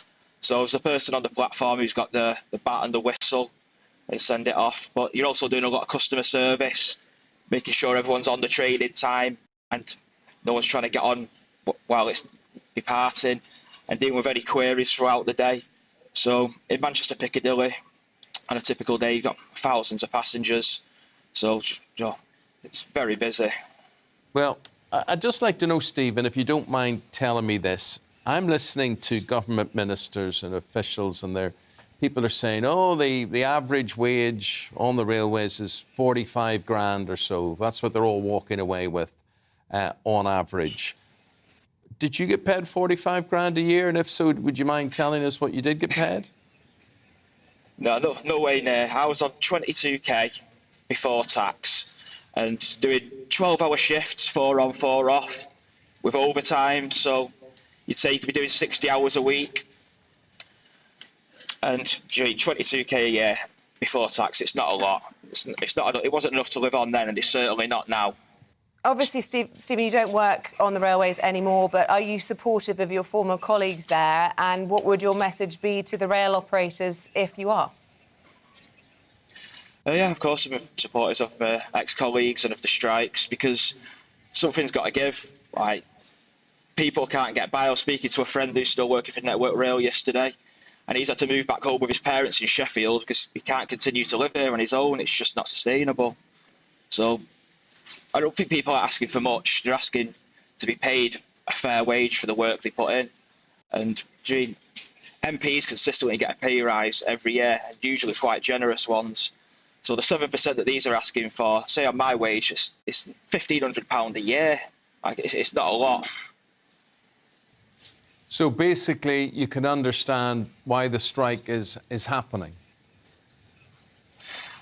I can, because it's not just the rail industry, it's across the board. You see doctors and nurses, teachers coming out saying the same, and it's throughout society. People aren't being paid enough to get by, and nothing ever happens by asking nicely, does it? Like, something has to be done.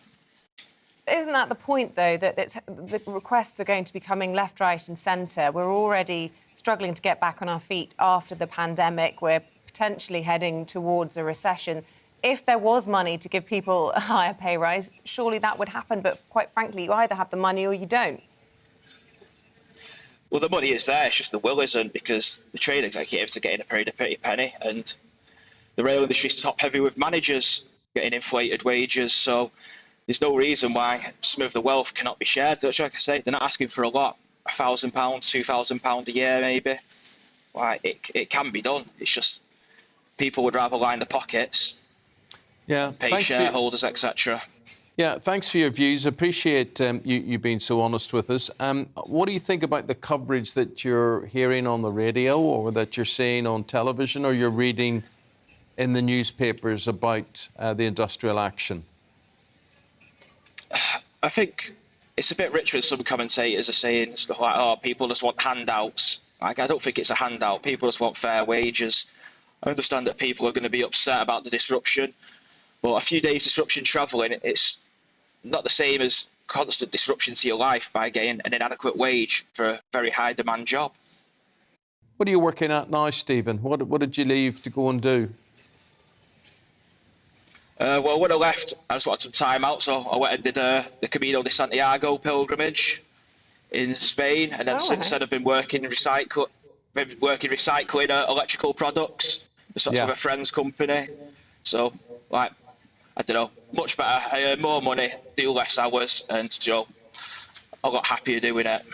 Good man. OK, stay happy doing it. Thanks very much indeed. Stephen Bennett, he's a GB News listener and viewer, and he's in Stockport in the northwest of England, near Manchester there. Thank you very much indeed. Thank you. Thank you for your time. So let us know at home what you think of that rail strike that's happening today. Are you affected? Are you in favour? Is your business going to be harmed by it? Or perhaps you could be making money from it. Are you, a taxi driver, for example? It's going to be a very busy day for cab drivers today. Yeah.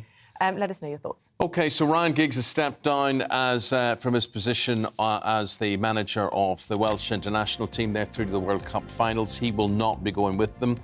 He will find himself in court in August. We're going to be talking about that and the other sports stories from the back pages right after this with Paul Coyte.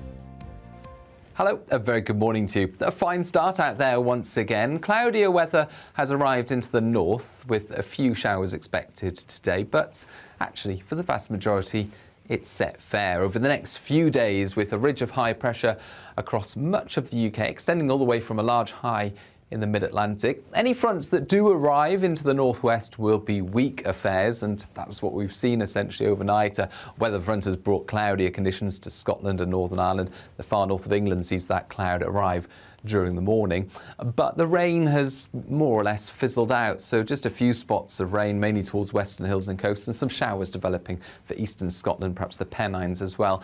But for the vast majority, by the afternoon, it's dry, it's bright, and it's increasingly warm and sunny, with temperatures reaching 25 Celsius in the south and the east of England, mid to high teens for the north of Scotland under the cloud, but central and eastern Scotland could see temperatures into the 20s still. Into the evening, it looks like the clear skies will continue across England and Wales, and the cloud will increasingly break up across eastern Scotland as well, although some showery rain will move into the northwest. Here, 11 Celsius, but further south, those temperatures are rising, actually, day by day and night by night, so a relatively warm night compared to the last few. And then a bright, sunny start for many tomorrow morning. Plenty of sunshine once again across England, Wales, central and eastern Scotland also faring well. I think western Scotland, especially the far northwest and the Northern Isles, likely to see some thicker cloud and some rain at times. But away from here, well, it's looking increasingly warm. Mid to high 20s by this stage, 27 Celsius possible somewhere like Norwich or London, perhaps even 28 degrees. And on Thursday, the heat peaks with plenty more sunshine to come for the vast majority. Away from the northwest of Scotland, mid to high 20s or even 30 Celsius.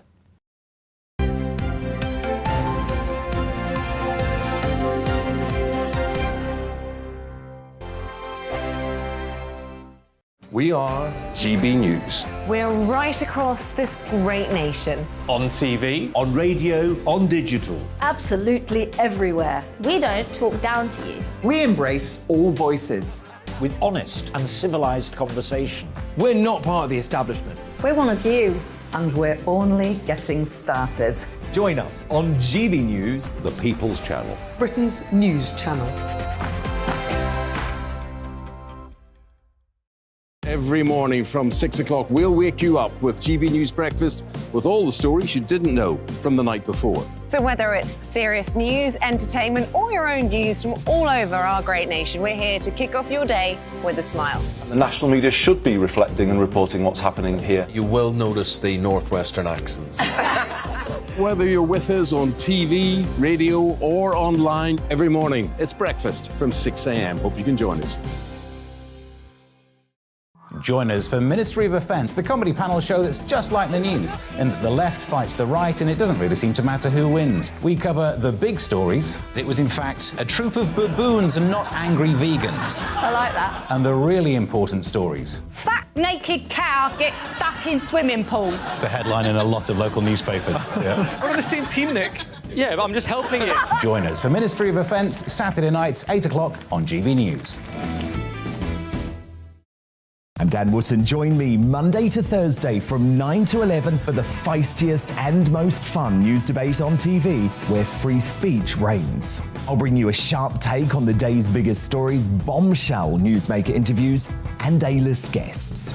And I guarantee you, no spin, no bias, no censorship, and no reason to go to bed. That's Dan Wootton tonight, Monday to Thursdays from 9 on GB News.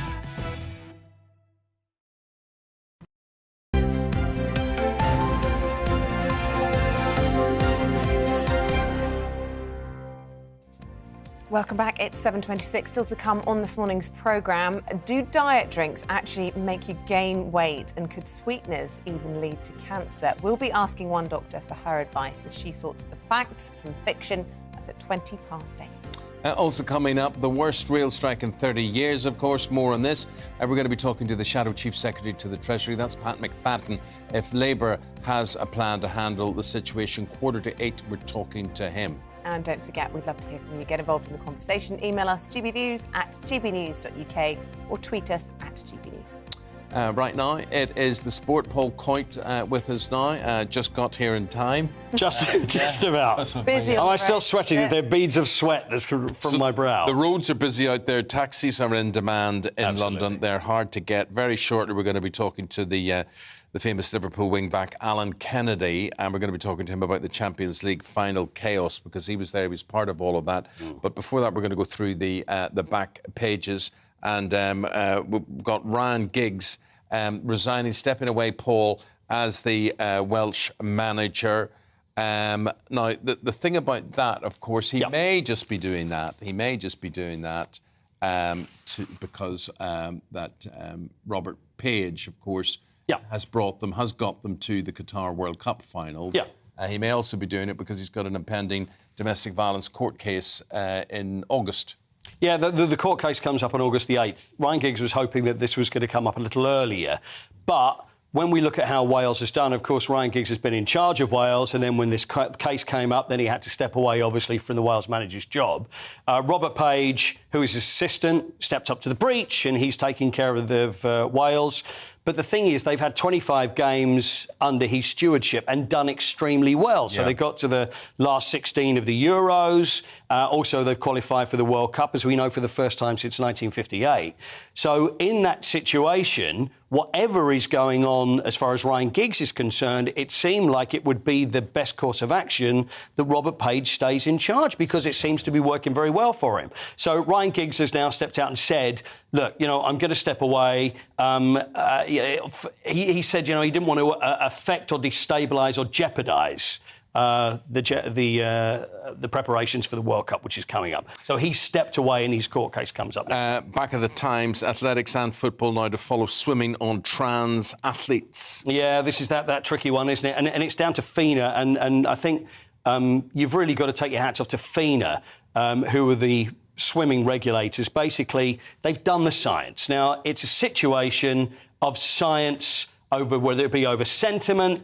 Like many situations, it's like someone has to stick their neck out in this situation and decide where we go with transgender athletes. They've decided that when it comes to swimming and when it comes to other sports, that they have an unfair advantage over women in that situation.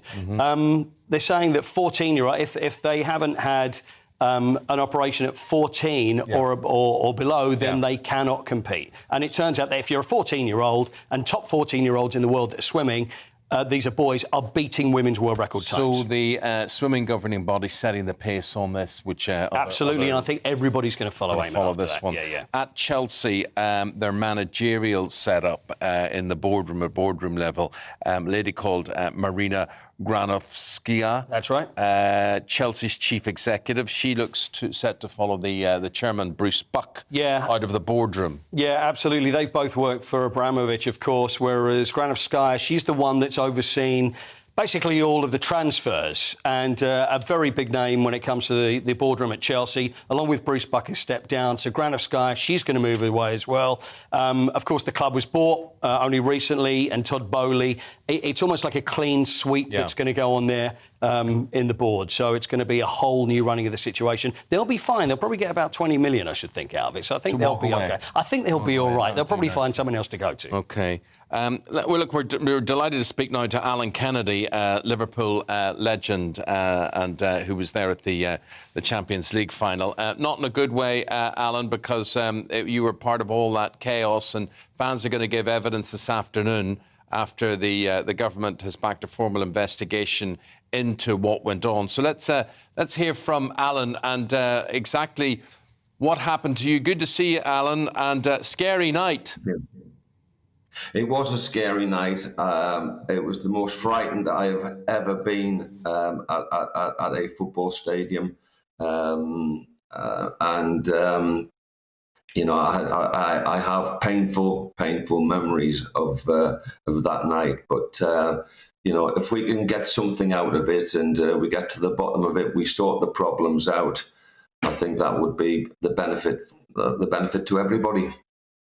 Spoke, didn't we, straight after the actual final, and I was going to talk to you about the football, and then it came out about your situation there. Now, you were there, I imagine, with the club. You're a legend of the club. You're the man that scored the winning goal in Paris against Real Madrid back in '81. So, it's important that you were there. So it pretty much didn't discriminate, did it? Even from the VIPs right down to anybody else, everybody got caught in it. Can you? I wasn't a VIP. You'll always be a VIP, Alan, but maybe not on that. I paid for my ticket.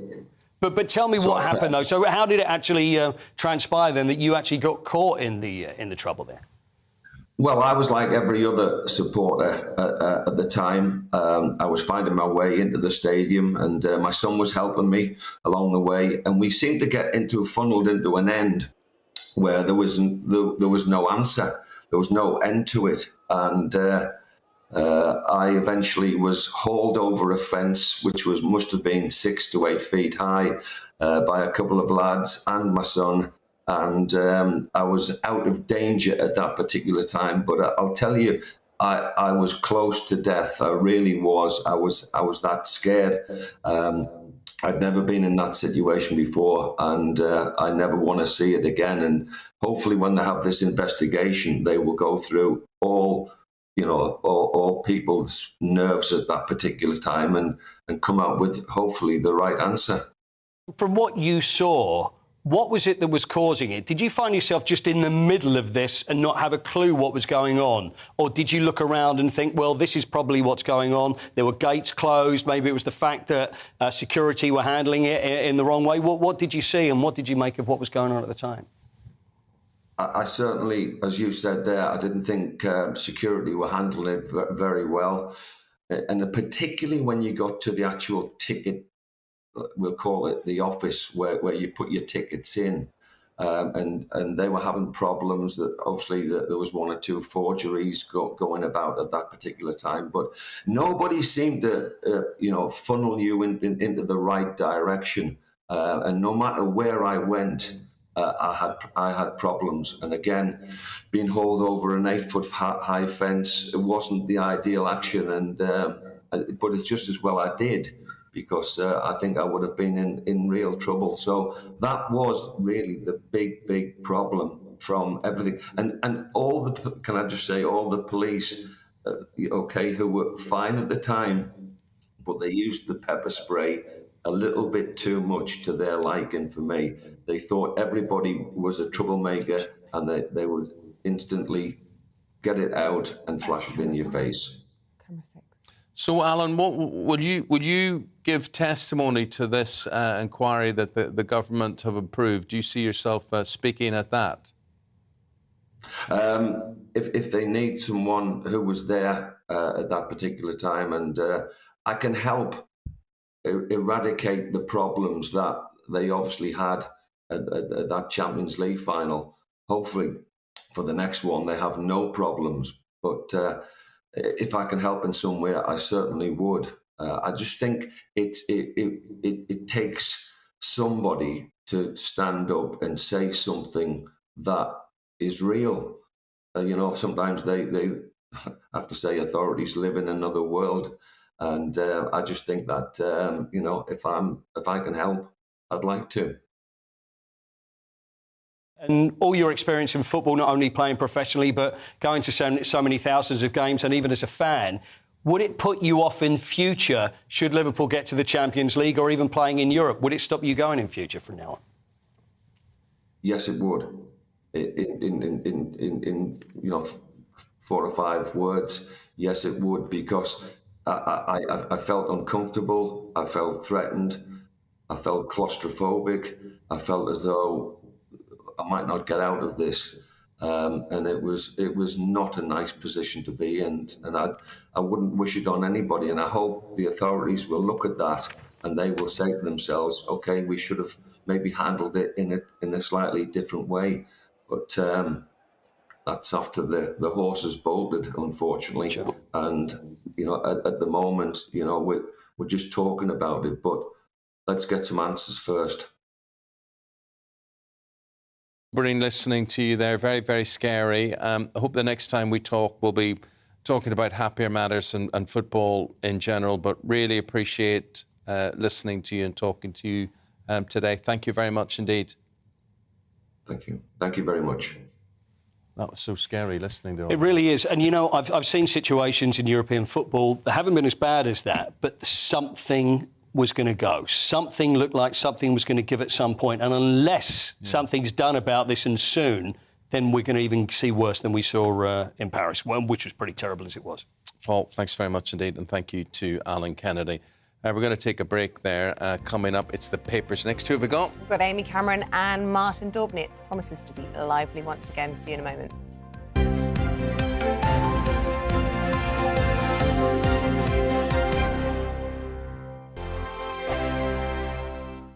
We are GB News. We're right across this great nation. On TV, on radio, on digital. Absolutely everywhere. We don't talk down to you. We embrace all voices. With honest and civilised conversation. We're not part of the establishment. We're one of you. And we're only getting started. Join us on GB News, The People's Channel. Britain's news channel. Every morning from 6 o'clock, we'll wake you up with GB News Breakfast with all the stories you didn't know from the night before. So whether it's serious news, entertainment, or your own views from all over our great nation, we're here to kick off your day with a smile. The national media should be reflecting and reporting what's happening here. You will notice the northwestern accents. Whether you're with us on TV, radio, or online, every morning, it's breakfast from 6 a.m. Hope you can join us. Join us for Ministry of Offence, the comedy panel show that's just like the news, in that the left fights the right and it doesn't really seem to matter who wins. We cover the big stories. It was in fact a troop of baboons and not angry vegans. I like that. And the really important stories. Fat naked cow gets stuck in swimming pool. It's a headline in a lot of local newspapers. Yeah. we're on the same team, Nick. Yeah, but I'm just helping you. Join us for Ministry of Offence, Saturday nights, 8 o'clock on GB News. I'm Dan Wootton. Join me Monday to Thursday from 9 to 11 for the feistiest and most fun news debate on TV, where free speech reigns. I'll bring you a sharp take on the day's biggest stories, bombshell newsmaker interviews, and A-list guests. And I guarantee you, no spin, no bias, no censorship, and no reason to go to bed. That's Dan Wootton Tonight, Monday to Thursdays from 9 on GB News.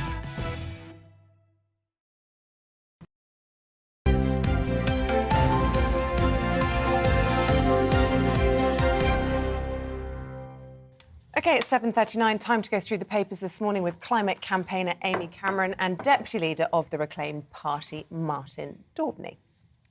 Should we get started then? Talk about driverless trains, Martin. Which paper is this in that you want to talk about? Yeah, so it's page 4 of today's Daily Telegraph. Transport Secretary Grant Shapps is saying that all the rail unions forging today's strike, actually, Turkey's voting for Christmas by blustering along the need for driverless trains. Now, this is something that happens quite safely, very safely, in fact, across many parts of the world.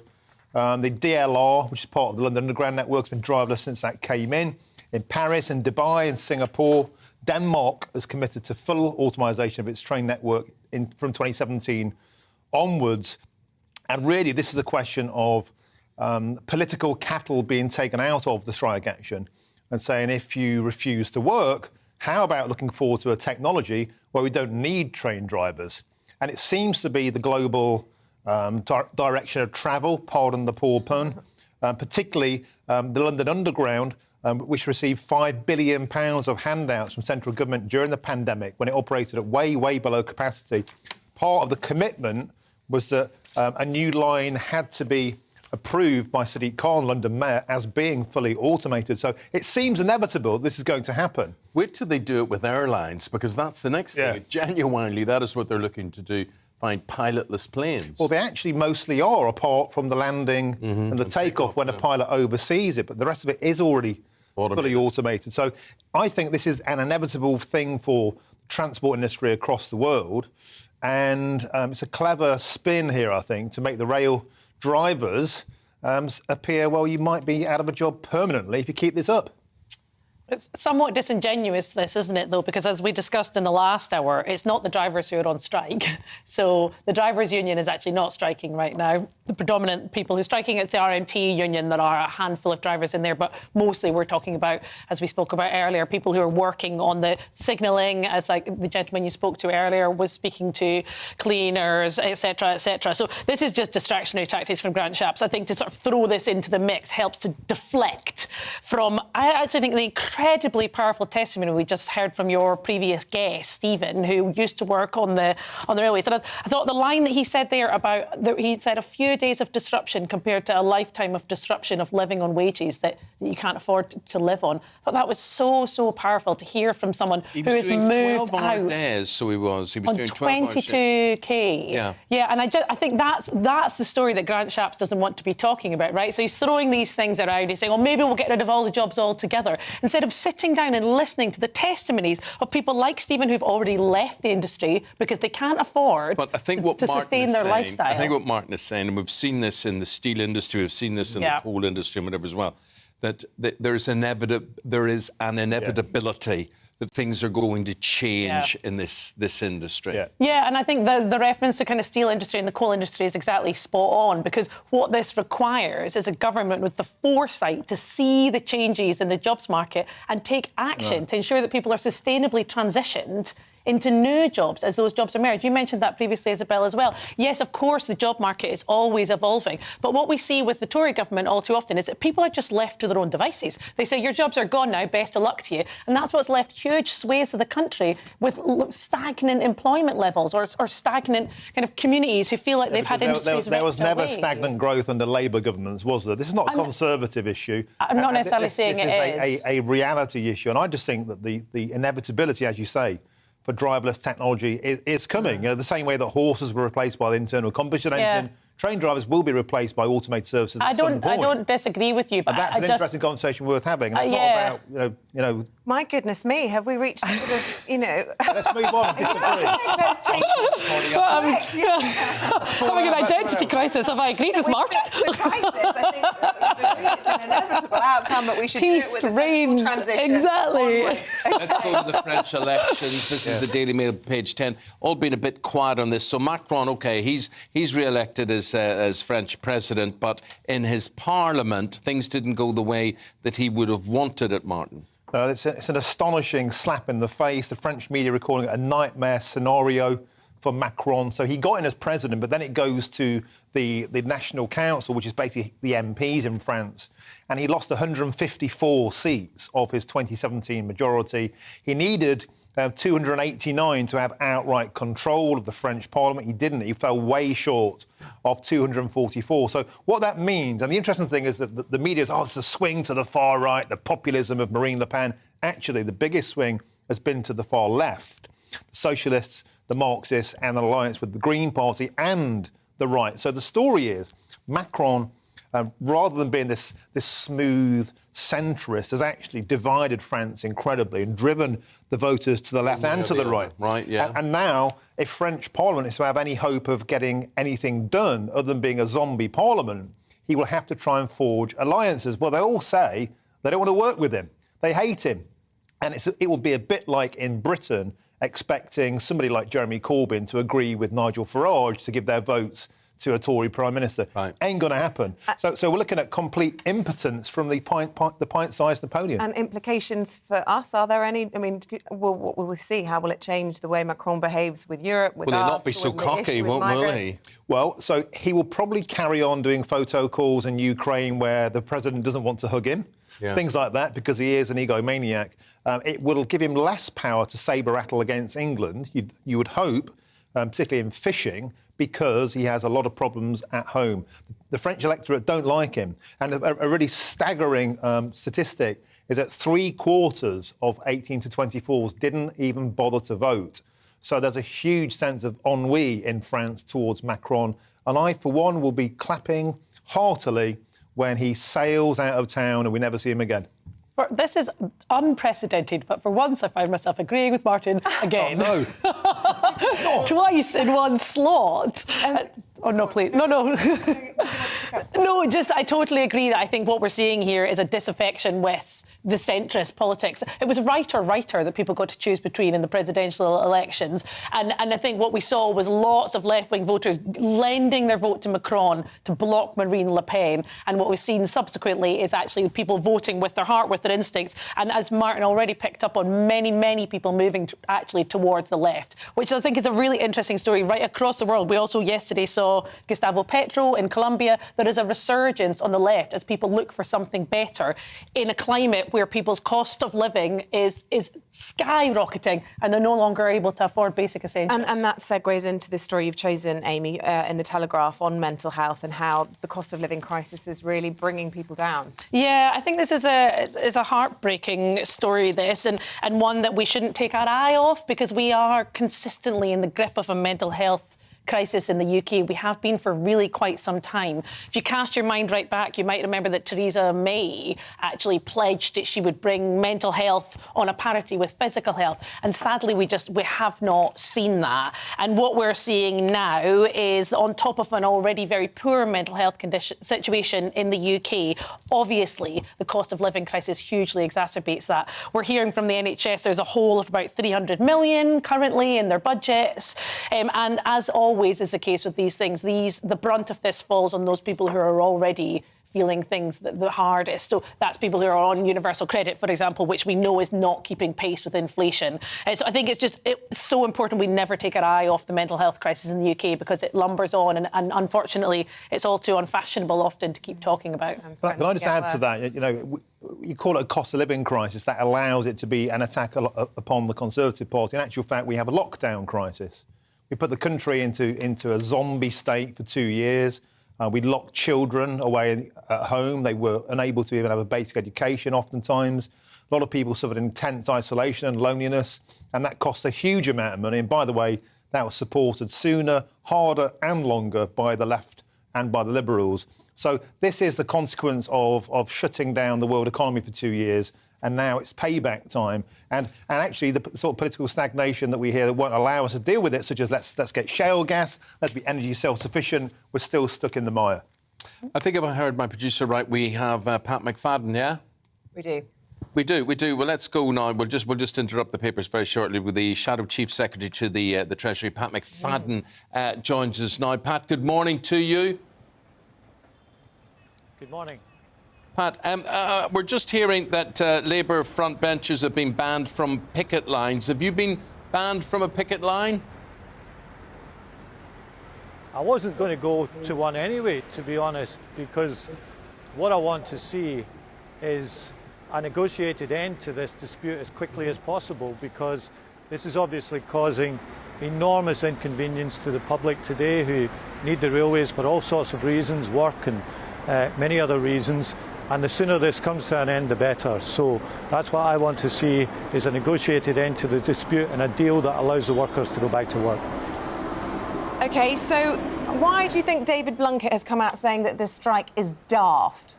Big union man, former frontbencher for Labour. Well, I think he's pointing to the fact that the general public are workers too, and of course this is causing enormous inconvenience to them, and he's right about that, and that's why we want a negotiated end to the dispute as soon as possible. What are you for the strike or against the strike? That's the thing that people are asking. I mean, there's Labour, the so-called party of the workers. Are you with the workers or are you not? We're with the general public, and most of them are workers. And, you know, we understand why people are pressing for a pay rise. I remember just a few months ago when Boris Johnson stood up at the Tory conference and said we weren't going back to the old model of a low-wage economy, we were going to be a high-wage economy. Where has that rhetoric gone from ministers now? They seem to be looking at this dispute as some sort of political opportunity for a wedge issue, an issue where you can divide people. We don't want to do that. We want to see a negotiated end to this dispute. It's bad for the country, it's bad for the travelling public, and the sooner that it comes to an end and we get a working railway again, the better. And remember, this may not just be about railways. There's a possibility of disputes in other sectors too. And if ministers simply stand back and say this is the wedge issue of the week, this is the issue upon which we can divide the country this week instead of something else, that is a lack of responsibility, it's a dereliction of duty, and we need better than that from the government. Pat, if there is a negotiated settlement, as you mentioned there, with the rail workers, that will set the bar for the NHS, for the teachers, for the legal profession, whoever else is discontent.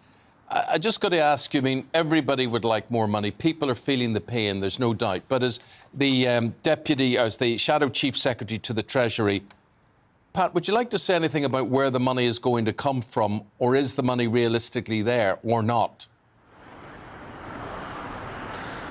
The reason we're in this position with pay didn't happen overnight. We've had the stagnation of wages for the past decade. We've had a greater stagnation of wages in the past decade than we have in living memory. And the reason for that is because of the Conservative government's appalling record on economic growth. Let me tell you what the difference this would make to workers. If we'd continued with the Labour rate of growth in wages and economic growth, that would be worth an extra £11,000 on average on wages this year. That would make an enormous difference, and it would also make the public purse, the taxes that we bring in a lot healthier position. So what is happening right now is people are struggling with this cost of living crisis because of the record of anemic economic growth and anemic pay rises for 10 years or more. You know, you say you're on the side of the workers, you want to see a negotiated settlement in all of this. Have you had a word with the unions about it? Because they've been offered a 3% pay rise, the workers, and that's been turned down. Well, the particular percentage that eventually settles this will have to be negotiated between the unions and the employers, with the government, I hope, playing as active a role as possible.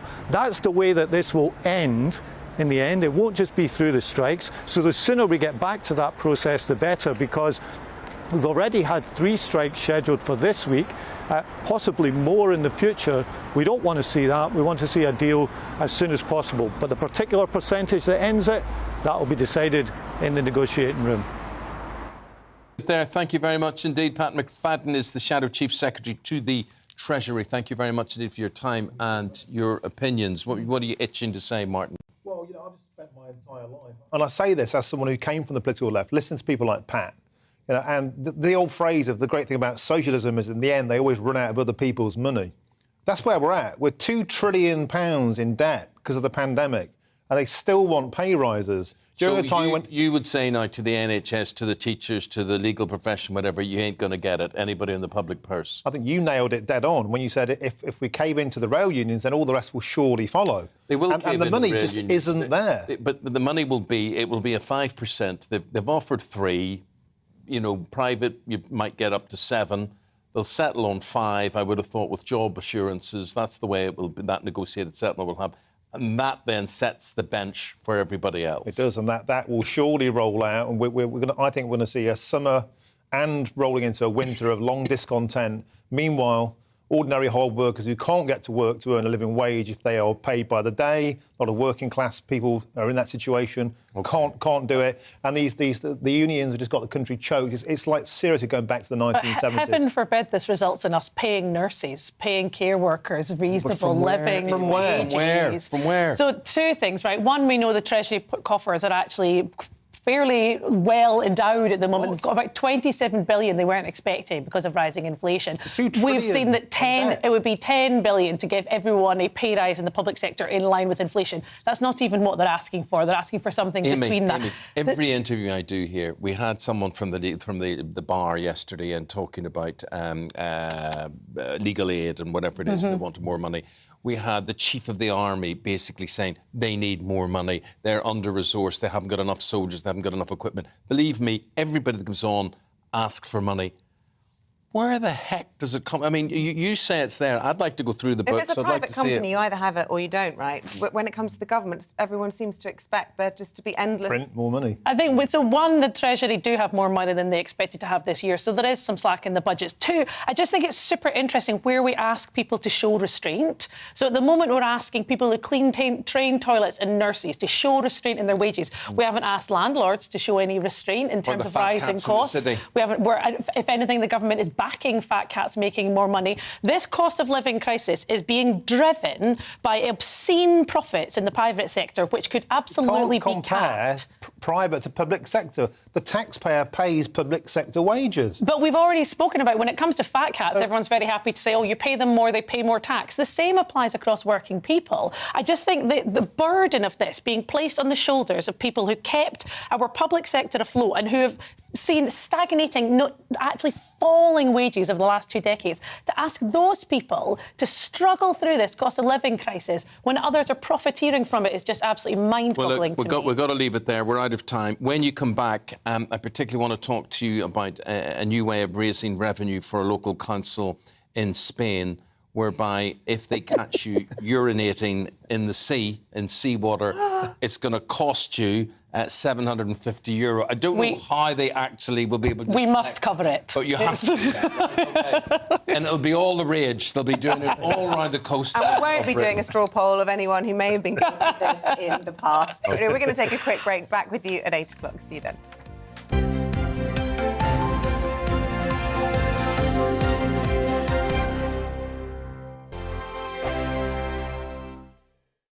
We are GB News. We're right across this great nation. On TV, on radio, on digital. Absolutely everywhere. We don't talk down to you. We embrace all voices. With honest and civilised conversation. We're not part of the establishment. We're one of you. And we're only getting started. Join us on GB News, The People's Channel. Britain's news channel. Every morning from 6 o'clock, we'll wake you up with GB News Breakfast with all the stories you didn't know from the night before. So whether it's serious news, entertainment, or your own views from all over our great nation, we're here to kick off your day with a smile. The national media should be reflecting and reporting what's happening here. You will notice the northwestern accents. Whether you're with us on TV, radio, or online, every morning, it's breakfast from 6 a.m. Hope you can join us. Join us for Ministry of Defence, the comedy panel show that's just like the news, in that the left fights the right and it doesn't really seem to matter who wins. We cover the big stories. It was in fact a troop of baboons and not angry vegans. I like that. And the really important stories. Fat naked cow gets stuck in swimming pool. It's a headline in a lot of local newspapers. Yeah. We're on the same team, Nick. Yeah, but I'm just helping you. Join us for Ministry of Defence, Saturday nights, 8 o'clock on GB News. I'm Dan Wootton. Join me Monday to Thursday from 9 to 11 for the feistiest and most fun news debate on TV, where free speech reigns. I'll bring you a sharp take on the day's biggest stories, bombshell newsmaker interviews, and A-list guests. And I guarantee you, no spin, no bias, no censorship, and no reason to go to bed. That's Dan Wootton tonight, Monday to Thursdays from 9 on GB News.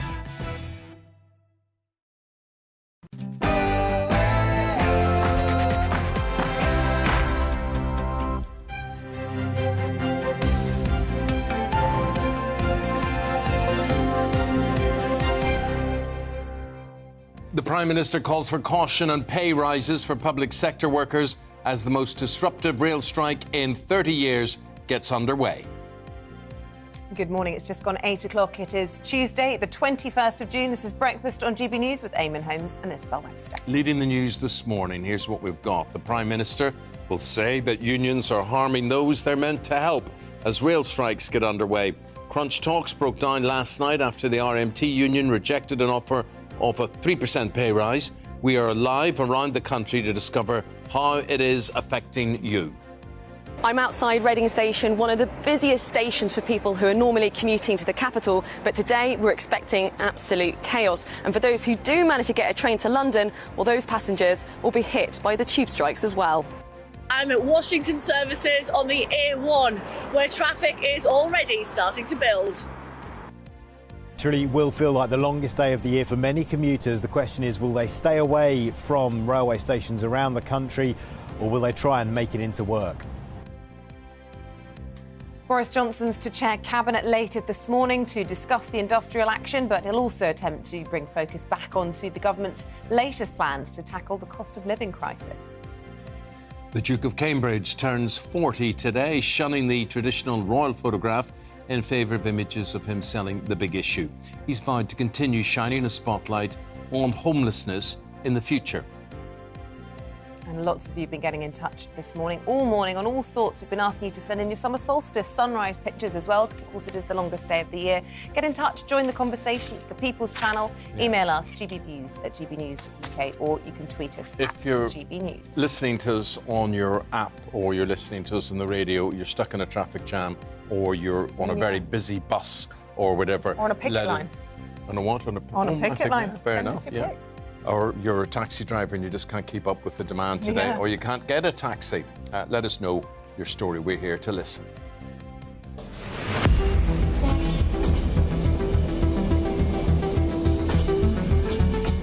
So what's going to happen today? Well, the Prime Minister will hold crisis cabinet talks today in response to this rail strike, the worst in 30 years. Yes, last-ditch talks failed yesterday afternoon after the RMT rejected an offer from rail bosses of a 3% pay rise.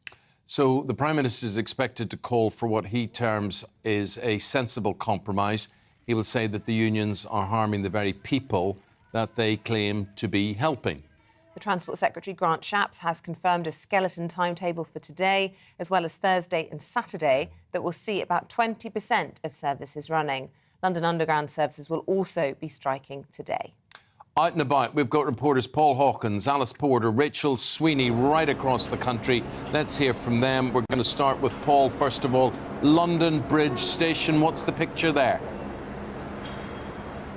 Yeah, London Bridge Station, very quiet, Eamonn, still. It does seem like people have heeded the message and they're staying away from the station. So we've come to London Bridge just to give you an idea of how commuters are getting across the city. So behind me, in that direction, that's London Bridge, just behind that scaffolding over there. And then if we have a look in this direction, as you can see, people walking across the bridge, making their way over there to the City of London. Liverpool Street, bank, big law firms, insurance firms, banking over there. You can see over there with the walkie-talkie and the cheese grater, the famous iconic buildings of London. People making their way by foot, and also, if you look on the road here, lots of people travelling by bicycle. We just saw an army of scooters making their way across the bridge as well. So people trying to get into London, into work, by whatever mode of transport they can, including by taxi. We'll hear from one cab driver in just a moment, but before that we spoke to this care worker at London Bridge Station earlier who was trying to work out how he's going to get into work today. How do you feel about the strikes going ahead? Do you think they should?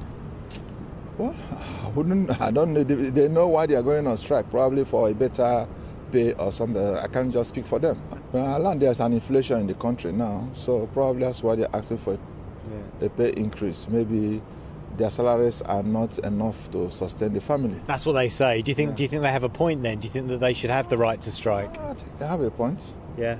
They have a point. So do you think it'll be busy or not, or what do you reckon?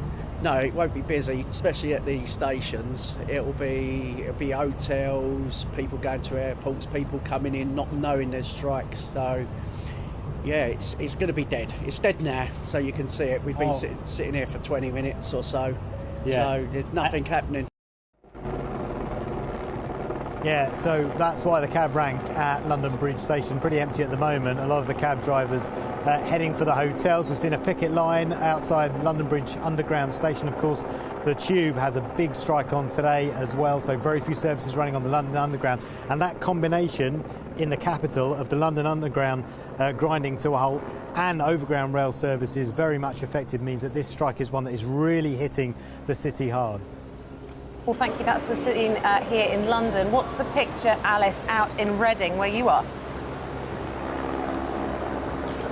Hi there, good morning. Well, the train station didn't even open until 7:30 this morning. There was a very sad queue of people waiting to come into the station. Now, normally this would be an absolutely thriving station. I mean, this is the second biggest interchange outside of London. I've just been speaking to station staff and they say normally they'd expect to have about 700 trains a day would be coming in and out of this station. A very popular one for people to go to London, to go into Bristol, but so far only 3 trains have come and gone. And what time are we at now? I mean, it is just gone 8 o'clock, so I mean it's just kind of extraordinary there. But if you can see, there's absolutely behind me so few people who are coming here. I think some people were hoping they might be able to get on the newly opened Elizabeth line and that would be able to take them to London, but they're only operating at 2 trains an hour. That's a sort of knock-on effect because of the delays. They didn't even start operating until about 15 minutes ago and they'll be finishing at about 4 o'clock in the afternoon. And I just think a lot of people have been really put off even attempting a journey at all. There's a taxi rank in front of the station. I was speaking to some of the cabbies there and they've said that nobody has come by to get taxis because I think people knew that the strikes were coming. They haven't even come and attempted a journey, and many of them have taken the advice and are staying at home. But of course there are lots of jobs where this isn't possible to stay at home. A lot of people have to get into offices, so it's really, really difficult for a lot of people. And at the moment there's about a 20% service that is running here at Reading Station. There aren't any delays currently, but I think this is something that has had to be incredibly well managed. I was actually speaking to this off-duty sort of night manager who'd been looking after the station overnight. We sort of passed by as I was coming in and he was leaving, and they said there's been so much preparation underway to make this as seamless as possible. But of course for a lot of people around the country this is going to be an immensely difficult day. Thank you very much indeed, Alice. We go to the northeast of England now on the A1. Rachel Sweeney. Rachel, you're monitoring traffic. Do you see a build-up on the roads? I am indeed on Traffic Watch, Eamonn and Isabel. Hello, good morning. So this stretch goes from County Durham up to Newcastle and Gateshead. It's usually quite busy at this time. What we've been seeing over the last couple of hours is huge gridlocks, and then there's a bit of leeway, as you can see right now. A lot of people on social media tell me that they're working from home like they did back in the pandemic, and other people saying, you know, this isn't fair, I don't drive, I can't get to work. It's very popular to get the train if you live in Durham and work in Newcastle and Gateshead. It only takes 9 minutes. I used to do it myself, very easy. 35 minutes to drive, and this stretch just gets incredibly busy. Now, I spoke to an RMT union representative yesterday who said he really didn't want to put pressure on commuters, and he wants to stress that this is not a first resort, it is indeed a last. Here is Dave Lawarne from the RMT. But with these new trains, they don't need that extra pair of eyes. And that's what people are afraid of. They're afraid of the safety implications, as well as the fact that we're potentially going to lose our jobs. Miss out somebody's. You can hear in his voice how passionate he is. He was very emotive the way he spoke to me yesterday. He said although the Department of Transport has said that they're disappointed that they've used strike action so quickly, he said he wants to make it absolutely clear to commuters, the people who are going to be stuck on this road later, that this is not what they wanted. I'll be keeping an eye on the situation throughout the day for the northeast of England for GB News. Rachel, thank you very much indeed. Thanks, guys. Appreciate it. And we're going to be back to those three as the programme progresses throughout this morning. Thank you very much indeed. So now we're going to bring in a very interesting man who's not here to talk about strikes or unions or whatever, but that's what we're going to talk to him about. Yeah. And it's the former Shadow Chancellor and the former Home Secretary, Alan Johnson, who's with us now. Alan, you're here to talk about books, you're here to talk about the Chalk Valley History Festival, but got to ask your opinion, you know, as a former politician, about what's going on at the moment. I mean, you're a former post office worker as well. What do you make of the strike situation? I guess you might ask me about that, Eamonn. I'm with the rail workers, totally with the rail workers. Listen, we've had the longest squeeze on pay since the Napoleonic Wars. You've got inflation now due to be 11-12% by the end of the year. And you've got a group of workers who have got a very strong union. Good. I believe in free independent trade unions. I think they're an important feature of a mature democracy. And if you agree that there should be unions and you believe in the right to strike, this is about pay. This is about basic issues about pay and trying to avoid compulsory redundancies. I'm with the workers. I'm certainly not with Grant Shapps. David Blunkett doesn't agree with you, one of your former frontbenchers. Well, that's up to David. I'm a huge admirer of David. But you're asking me, not David. I support the strikers. Listen, they're not looking for a pay increase, incidentally. Even by what they've said yesterday about a 7%, that would be a pay cut. They're looking to hold the value of their pay. And I guess there's millions of workers around the country who don't have the opportunity to belong to a strong trade union, who don't have any power whatsoever over their circumstances, who are on all kinds of 0 hours contracts, who would love to be in the position of being able to argue that they maintain their rate of pay, and for many of them, increase it. So, no, I don't understand what the furore is around this. It's more difficult to strike in this country than any other country in the world. You have to jump through all kinds of hoops to get a majority. They've got a vast majority of their members who have voted for strike action, and it's inconvenient for the public. Inconvenient for me, incidentally. We're going to talk in a minute about Chalk Valley History Festival. Getting down there on Thursday is going to be inconvenient and very expensive. But, you know, that's the nature of strike action in an important public sector. I want to ask you, before we go to Chalk Valley, a lot of people would say you are the best leader of the Labour Party that they never had. Why aren't we hearing Keir Starmer saying what you have just said there? And secondly, I know you say this isn't about pay rises and whatever, but it is about more money. They have to have more money to keep pace with what they haven't had over the past few years. But the rail workers aren't alone. They're going to set the bar for the teachers and for the NHS staff and for the legal profession and everybody else who's out there. So where's that money going to come from, Alan? It'll come from the employer. The employer, in terms of how do you get paid, Eamonn? You get paid by GB News. We'll get paid public by our purse, employers. Alan. That's the difference. Not out of the public purse. Well, also in the private sector, which we work in, if money's finite and someone wants a pay rise, then you have to cut someone somewhere else. Otherwise, people have to accept a freeze on their pay, don't they? So far as I remember, the rail services were privatised. It's private sector now. There are private companies that run the railways. Yes, that's absolutely right. Obviously, this is a dispute not involving the government, between the rail operators and the RMT. But equally, the government's been putting a huge amount of money into it.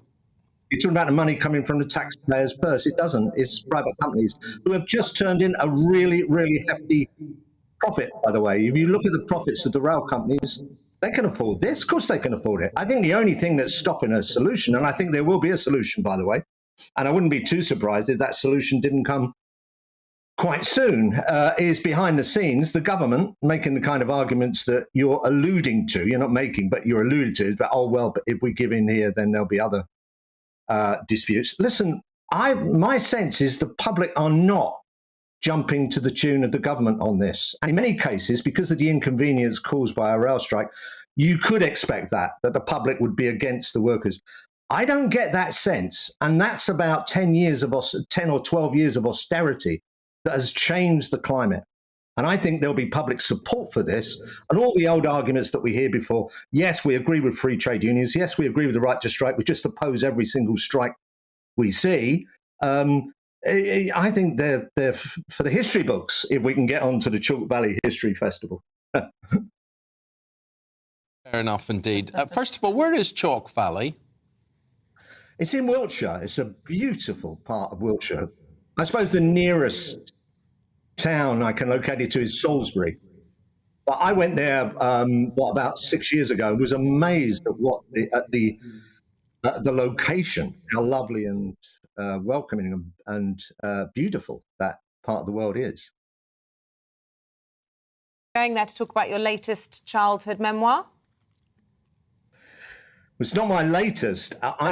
It's rather depressingly what I call my youth is described by others as social history. But I'm now a novelist, so my latest book is a thriller. This was my first memoir back in 2013, but Chalk Valley wanted to juxtapose me with Justin Webb, the broadcaster who's just published a childhood memoir, a very good childhood memoir called The Gift of a Radio. And Justin had a very tough childhood in a completely different way to mine. But his were the 70s, his were the 60s and 70s, mine were the 50s and 60s. I'm older than Justin. And I think the organisers of Chalk Valley wanted that kind of social history of what it was like being raised in those times, while, ancient people like me are still around to describe them. So this book, tell us about this book, what you've got, and why people would be interested in it. This boy is, it's now sold close to 750,000 copies because it's been on sale since 2013. So it's my childhood memoir of growing up in North Kensington just after the war. It's really the story of two incredible women who are my mother and my sister. And, the climate that was around there, the kind of world we were born into, the terrible housing conditions, which largely vanished by the 60s. But Dickens, if he walked down my street, Southam Street in North Kensington, would have recognized completely the era that he came from. Nothing much had changed. So, but it's not a misery memoir. It's about a very funny, petite, pretty woman who was my mother, Lily, and about my sister Linda, who, after my parents had gone, really brought me up and protected me. And she was only 3 years older than me. So Linda was just, she was 16, I was 13 when we were orphaned. And she kept us together and battled against what she called the authorities to ensure we weren't split up and institutionalized. And so really it's her story as well. Justin's story is remarkable. He never knew his father. His father was, you'll be interested in this, Eamonn, it wasn't you, but it was someone doing breakfast news like you in the old days, which was on the the evening news. You didn't have breakfast news. And his mother one day came in and his father was on the television, a well-known broadcaster. And his mother said, "That's your father," and then went and cooked the tea. And that's all Justin ever heard about, his father. And it's incredible. It's an incredible story. Yeah. Do you believe the fact that you had such an extraordinary start in life perhaps led to the sort of extraordinary life that you've led? Or do you think that it was on a knife edge, that it could have gone, it could have gone horribly wrong in many ways? It could have gone horribly wrong. You're absolutely right. No, I think my mother had this instinctive feeling, which was unusual for the early 50s. She came from a family of 11 in Liverpool, had never had books in her life, but was convinced that books were important and words were important. So she dragged me and my sister to Ladbroke Grove Library when we were tiny tots, practically old enough to turn a page. They had a kids section down in the basement. And so this love of books that my mother gave me was the most important thing in my life. And I'm largely self-educated. I left school at 15 with no qualifications whatsoever. The trade union movement, incidentally, did a really good job of educating me, because when I became a union official, there was access to all these courses and all this education that I'd missed out on when I was a kid. So I don't know, it could have gone either way, but in terms of what I'm doing now, writing novels, that's really what I wanted to do when I was 12. I didn't grow up wanting to be a trade union leader or even Home Secretary. I wanted to write books. So I feel enormously privileged that I've got the chance to do that now. Want to do, and you're happy at this stage in your life? Oh, delighted, Eamonn. I hope you are as well. You're looking very spruce, I see there. Very satisfied and very happy. No. Well, it beats politics. That's I suppose what we're saying. Absolutely. Yeah. And obviously you've written a music memoir as well. I know you're a huge Beatles fan. Will you be watching Sir Paul McCartney at Glastonbury this weekend and celebrating his 80th? I can't believe he's 80, can you? I can't believe it. No, I watched some of the stuff that was on Saturday night on television on his 80th birthday. I'm a huge admirer of Paul McCartney. I wanted to be Paul McCartney. When I was 13, I used to try and get my hair to look like Paul McCartney's. I was, he was the Beatle that all the girls followed, but he was also, to me, the most incredible musician. If you grew up going from, songs, pretty simple songs like I Saw Her Standing There, to Eleanor Rigby, to A Day in the She's Leaving Home, to this incredible evolution in rock music. I was just privileged to live through it first time round, and other generations now. Our parents told us, Eamonn's much younger than me, but you might remember a bit of this, you'd have forgotten them, they said about the Beatles, you'd have forgotten them by next Christmas. Here we are, 60 years later. Yeah, incredible. Yeah, the man's a genius, no doubt about it. Alan Johnson, You're not far behind him. Thank you very much indeed. Very good talking to you today. Enjoy the festival. And I hope you I don't know if you're going by bicycle, motorbike, or car, walking, or whatever you're doing, but get to the Chalk Valley History Festival on Thursday. Anyway, thank you very much indeed. Appreciate it. Thank you. With the time at 21 minutes past 8, we're going to take a quick break, but stay with us. When we come back, we'll be discussing diet drinks. Do they actually make you gain weight rather than lose them? Find out in a moment. Hello, a very good morning to you. A fine start out there once again. Cloudier weather has arrived into the north with a few showers expected today, but actually for the vast majority it's set fair over the next few days, with a ridge of high pressure across much of the UK, extending all the way from a large high in the mid-Atlantic. Any fronts that do arrive into the northwest will be weak affairs, and that's what we've seen essentially overnight. A weather front has brought cloudier conditions to Scotland and Northern Ireland. The far north of England sees that cloud arrive during the morning. But the rain has more or less fizzled out, so just a few spots of rain, mainly towards western hills and coasts, and some showers developing for eastern Scotland, perhaps the Pennines as well. But for the vast majority, by the afternoon, it's dry, it's bright, and it's increasingly warm and sunny, with temperatures reaching 25 Celsius in the south and the east of England. Mid to high teens for the north of Scotland under the cloud, but central and eastern Scotland could see temperatures into the 20s still. Into the evening, it looks like the clear skies will continue across England and Wales, and the cloud will increasingly break up across eastern Scotland as well, although some showery rain will move into the northwest. Here, 11 Celsius, but further south, those temperatures are rising actually day by day and night by night, so a relatively warm night compared to the last few. And then a bright sunny start for many tomorrow morning. Plenty of sunshine once again across England, Wales, central and eastern Scotland also faring well. I think western Scotland, especially the far northwest and the Northern Isles, likely to see some thicker cloud and some rain at times. But away from here, well, it's looking increasingly warm. Mid to high 20s by this stage, 27 Celsius possible somewhere like Norwich or London, perhaps even 28 degrees. And on Thursday, the heat peaks with plenty more sunshine to come for the vast majority. Away from the northwest of Scotland, mid to high 20s or even 30 Celsius.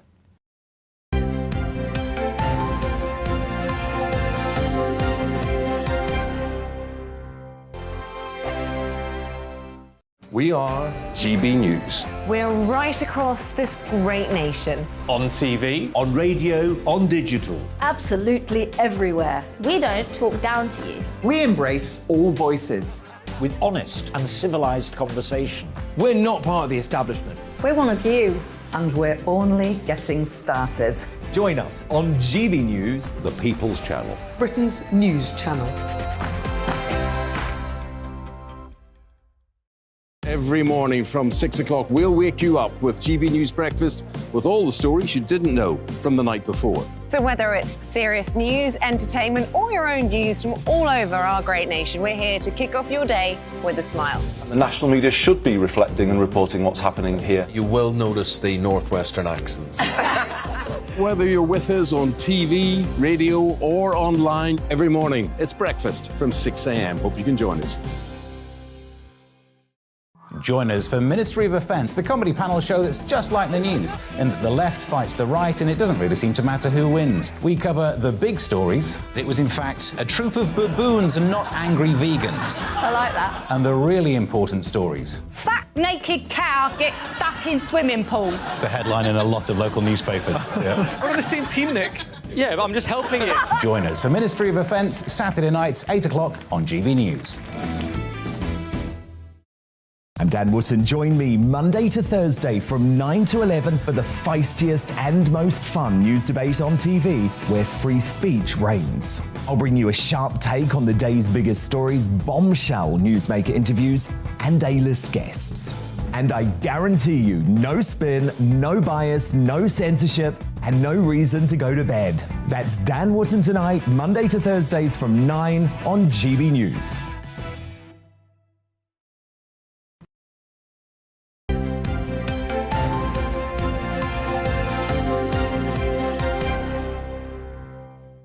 Welcome back. It's 26 minutes past 8. Still to come on this morning's programme, we're talking about the 40th birthday of the Duke of Cambridge and finding out how he plans to celebrate his milestone birthday. Well, I tell you, he's going to do it with his family. He's not doing Wouldn't that be nice? He's not having a big party or anything. It's going to be quite... Bet they'll have a cake and some candy. No, yeah, he'll do that, but he's not doing like he's not renting out the village hall or anything. Maybe they're partied out. Having a disco or an ABBA party or anything like that. No, it's with the kids and Mrs. William. Mrs. William. Well, Katie Nichols going to be here telling us what she knows about the party, not party situation. Also coming up.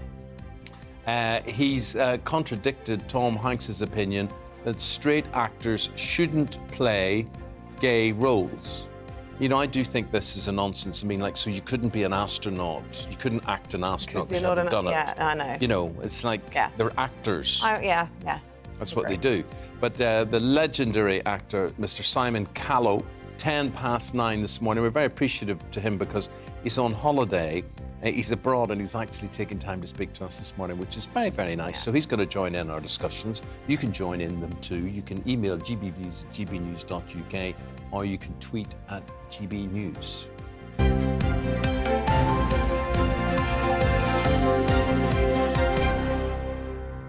Now, we're going to talk about diet drinks now, OK? And I made this point to Isabel. She disagrees with me, as per usual. But do you ever see a thin person drinking a diet drink? No, you do not. The supermodels drink. Fat people all drink my diet girlfriends drinks. drink Diet Coke because Are they all fat? No, I don't sure? have any fat. Show me pictures. You don't have any fat girlfriends. Not that I can think of.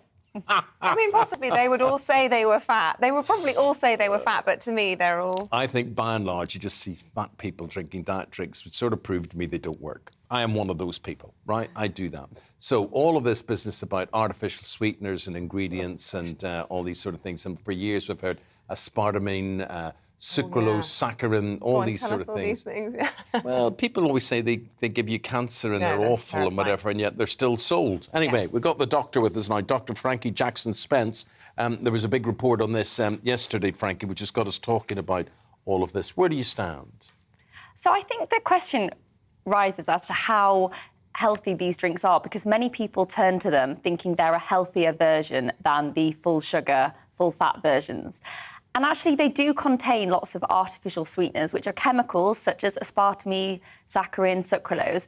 And these may potentially have detrimental effects if consumed over a long period in large quantities.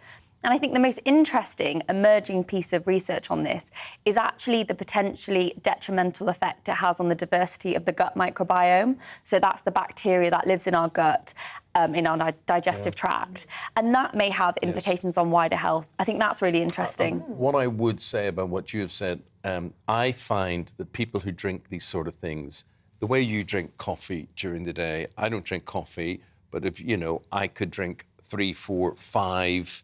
fizzy drinks in a day. That's my thing. I don't drink alcohol either.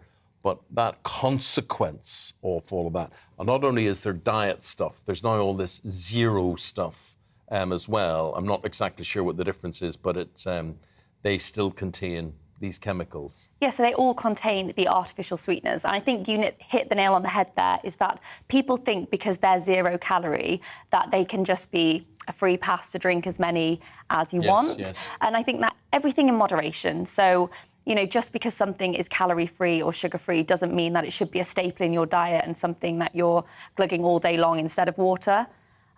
Would you say that these sort of sugar alternatives are actually more harmful than sugar itself? And you're not advocating, say, look, don't drink Diet Coke, drink the full fat Coke, for example.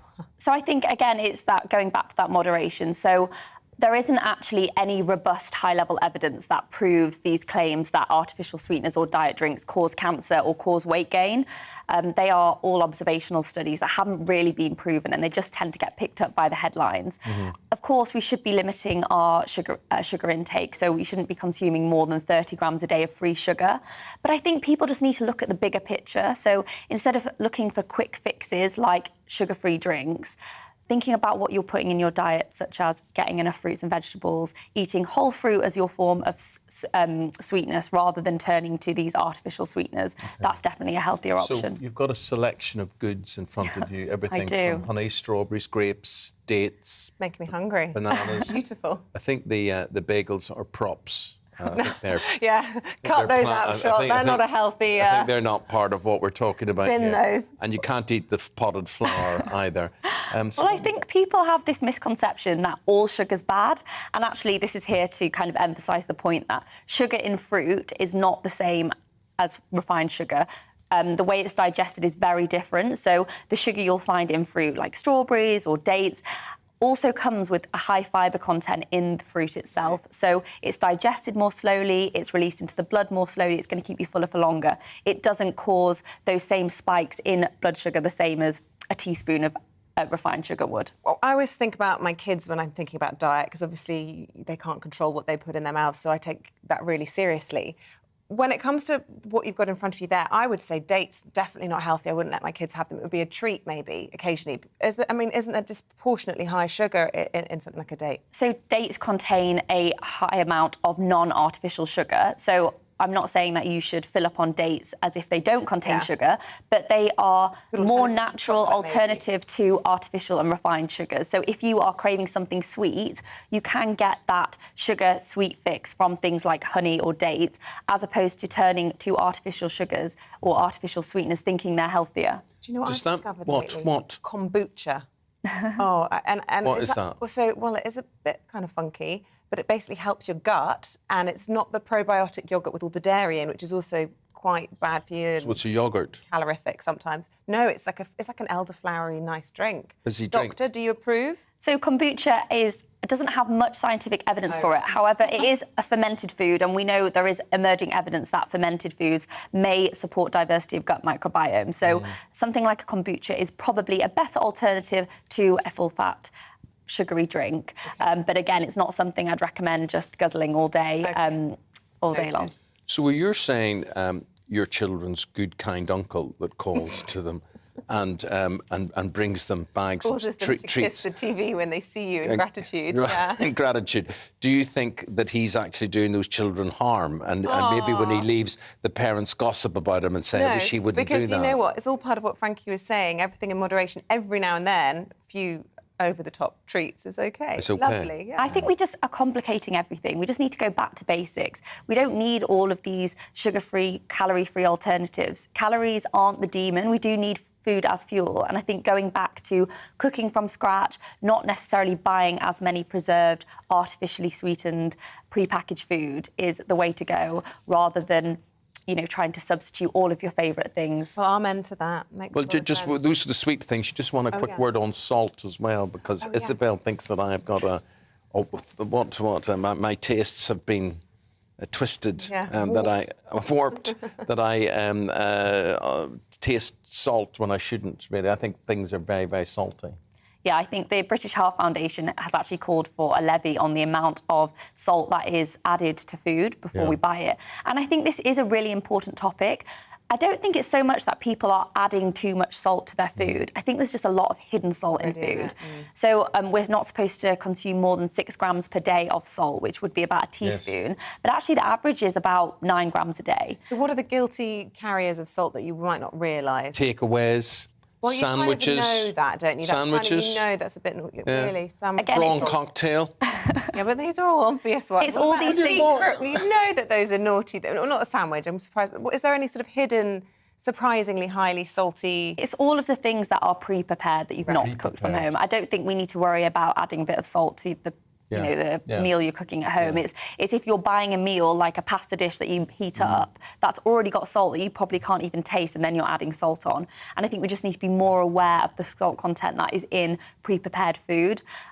Consuming too much salt over a long period can contribute to high blood pressure and increasing risk of cardiovascular disease, heart attacks and strokes. And the report that came out today from the British Heart Foundation predicts that if we actually reduce the amount of salt and make people more aware of it, we could reduce about 49,000 strokes in the next 10 years and reduce the risk of coronary artery disease. But where we've all gone wrong is we're not supposed to enjoy food. It's when we enjoy food and you say, well, that's lovely, I'll have more of that, whatever. We're just supposed to get by, function on food, really. Because when you enjoy it, you overindulge, don't you? I think that if you restrict, you overindulge. I think if you are someone who incorporates all of your favourite foods into your diet without restriction, you don't get that same psychological urge to binge. So if you're someone who allows yourself to eat chocolate every day if you like it, you may not feel the need to eat the whole bar or eat the whole pack. I think a lot of it comes from the fact that we've labelled foods as good and bad, and as humans, we tend to want the things that we can't have or we know are bad for us. Gosh, you're so clever. Psychology as well. Thank you, Doctor. Really appreciate that. Dr. Frankie Jackson-Spence there on the dangers of sugar and salt. Stay with us. We're going to go through the papers in just a moment. Martin Daubney and Amy Cameron will be back in for another lively roundup.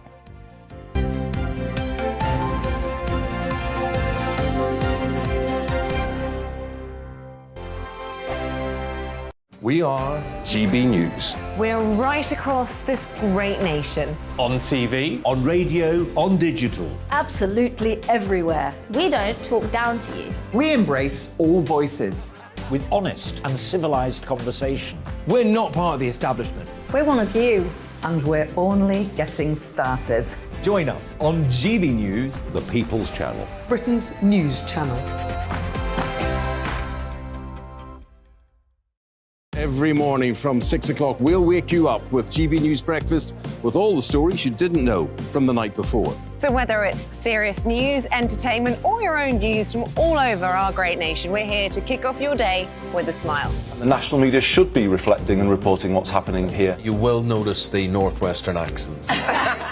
Whether you're with us on TV, radio, or online, every morning, it's breakfast from 6 a.m. Hope you can join us. Join us for Ministry of Offence, the comedy panel show that's just like the news, in that the left fights the right and it doesn't really seem to matter who wins. We cover the big stories. It was in fact a troop of baboons and not angry vegans. I like that. And the really important stories. Fat naked cow gets stuck in swimming pool. It's a headline in a lot of local newspapers. Yeah. We're on the same team, Nick. Yeah, but I'm just helping you. Join us for Ministry of Offence, Saturday nights, 8 o'clock on GB News.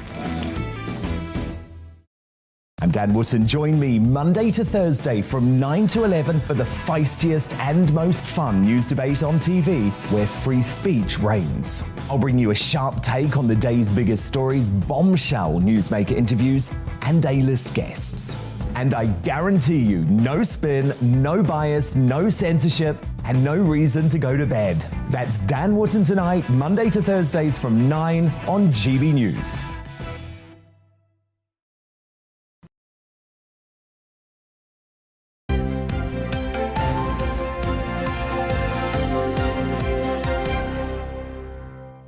Now, the last time we were reviewing the papers, we left you on a knife edge. We did.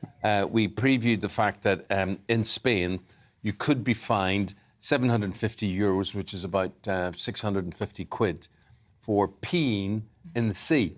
My question is, how do they know, Amy Cameron? How do they know? This is front page of the Times. I know, I absolutely love that this story's made it onto the front page of the Times.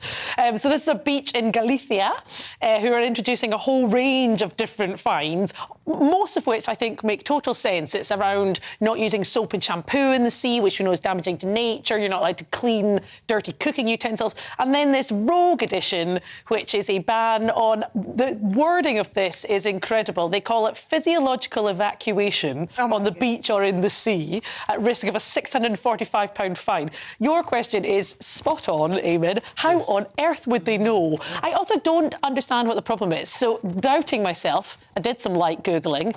There's no damaging impact from it to nature, nothing in terms of... Yes? Is the Times just being a bit polite and what they're actually talking about is defecation? Well, that I did wonder that. Well, physiological evacuation is presumably all-encompassing. Yeah. Now, if that's what they're referring to, I think possibly we're all in support. Yeah. But there's quite clear evidence in that. Peeing in the sea is a summer treat. So peeing in the sea, I think it's a summer treat. So I think it's slightly wild. Everything else in here I largely support, but that one is slightly mind-boggling. Yeah. It did take me down a track of discovering that they have actually definitively proven. Apparently there was a rumour that peeing in the sea attracted sharks. Oh. So they got 2 divers to go down, one with a bottle of pee, empty into the water. No difference. That's the extent of the scientific stuff. That's it. Disproven. In the massive ocean. Exactly. Awesome. But rest be easy. warned, if you're holidaying in Barcelona, Malaga or Palma in Mallorca, if you walk along the street in a bikini or men in swimming trunks, you will be, without a T-shirt, you can be fined up to €300. You'd be in agreement with that, Isabel. You don't like bare bodies on show. No. Is it you who's talking about supermarkets? On a beach, it's fine, but... And no, in the street, this is. Well, it just depends. If it's like a little tiny spa that overlooks the beach and someone's staggering from the beach to get a cold drink, then fine. But I just can't bear it when people in the UK whip off their shirt in central London and, swing it around. Taps off, as they call it in Glasgow. Taps off. Very good. OK, Martin, you go to the Express. This is page 12. British Bill of Rights. Tell us more. Yeah, sorry to lower the tone after this kind of festively urine special.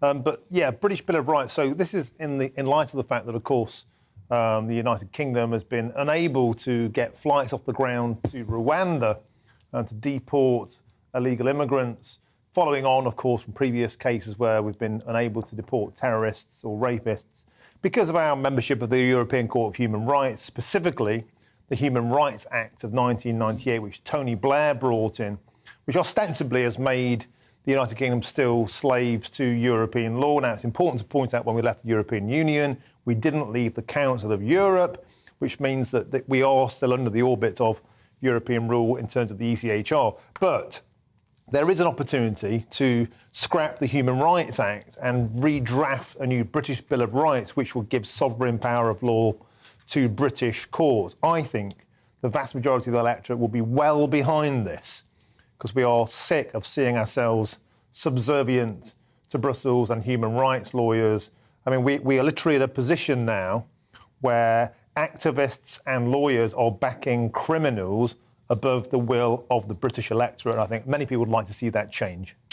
I think it's useful to note that the only other countries who have left the European Convention on Human Rights are Greece under a military dictatorship and Russia at the start of the Ukrainian invasion. This does not put us in good company. I think, Martin, you mentioned there that this is activists and lawyers aligning themselves with criminals. If that's a reference to refugees, I would strongly refute that. They are not criminals. And terrorists. I also think that this is, yet again, the government just not reading the room of the public here. We are in the middle of a cost of living crisis, and they are complaining about us being part of the Bill of Human Rights, which sees us all equal in the eyes of the law. I don't think that this is something that the British public want to see the government prioritising at the moment. I think it's risky politically when we're seeing the Conservatives leeching vote to the Lib Dems. Amy, could I say? You may. You're not reading the room. You're certainly not reading GB. We will unanimously disagree with you. But more to the point, irrespective of what Amy or I think, the British electorate has voted in every general election since 2016 onwards to take back control of our borders. The British public do want this because they want that control back, and we are unable to do that because of foreign legislation. That's the simple facts of the matter, and I think there is a big appetite. Cost of living crisis, that's whataboutery. People want change, they want sovereign law. OK, Amy, let's turn our attention to a story inside the Mirror.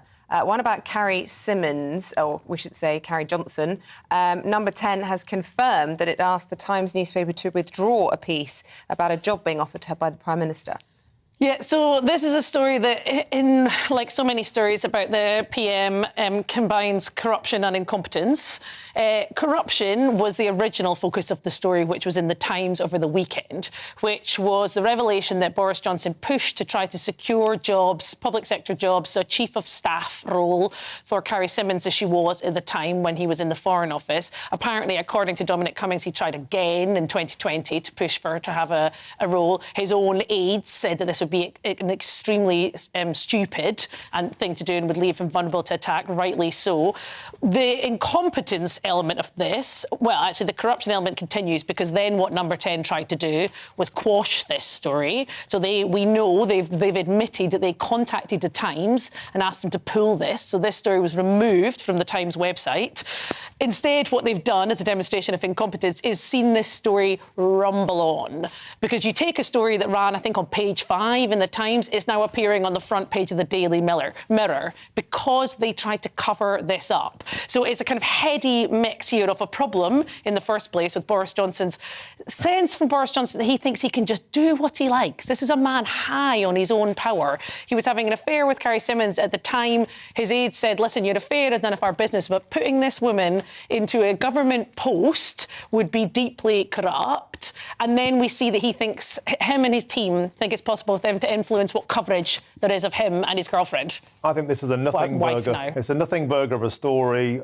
The idea that we don't have nepotism in politics, oh, really? Yeah, I mean, it happens all the time. It happens historically throughout the planet, and it certainly happens within the ranks of the Labour Party. It's not ideal, but I think this is a nothing burger of a story. I don't think we should just say, oh, yeah, there's nepotism, that's fine. I'm quite interested in the fact that Number 10 asked the Times to withdraw it and they just withdrew it. I want to know the background there. I mean, presumably the Times doesn't just do what Number 10 says when it comes to running stories. Was there some sort of legal argument? Well, no. So interestingly, what's being pointed at is that the editor of the Times, the usual editor of the Times, is on holiday at the moment. This was a deputy editor.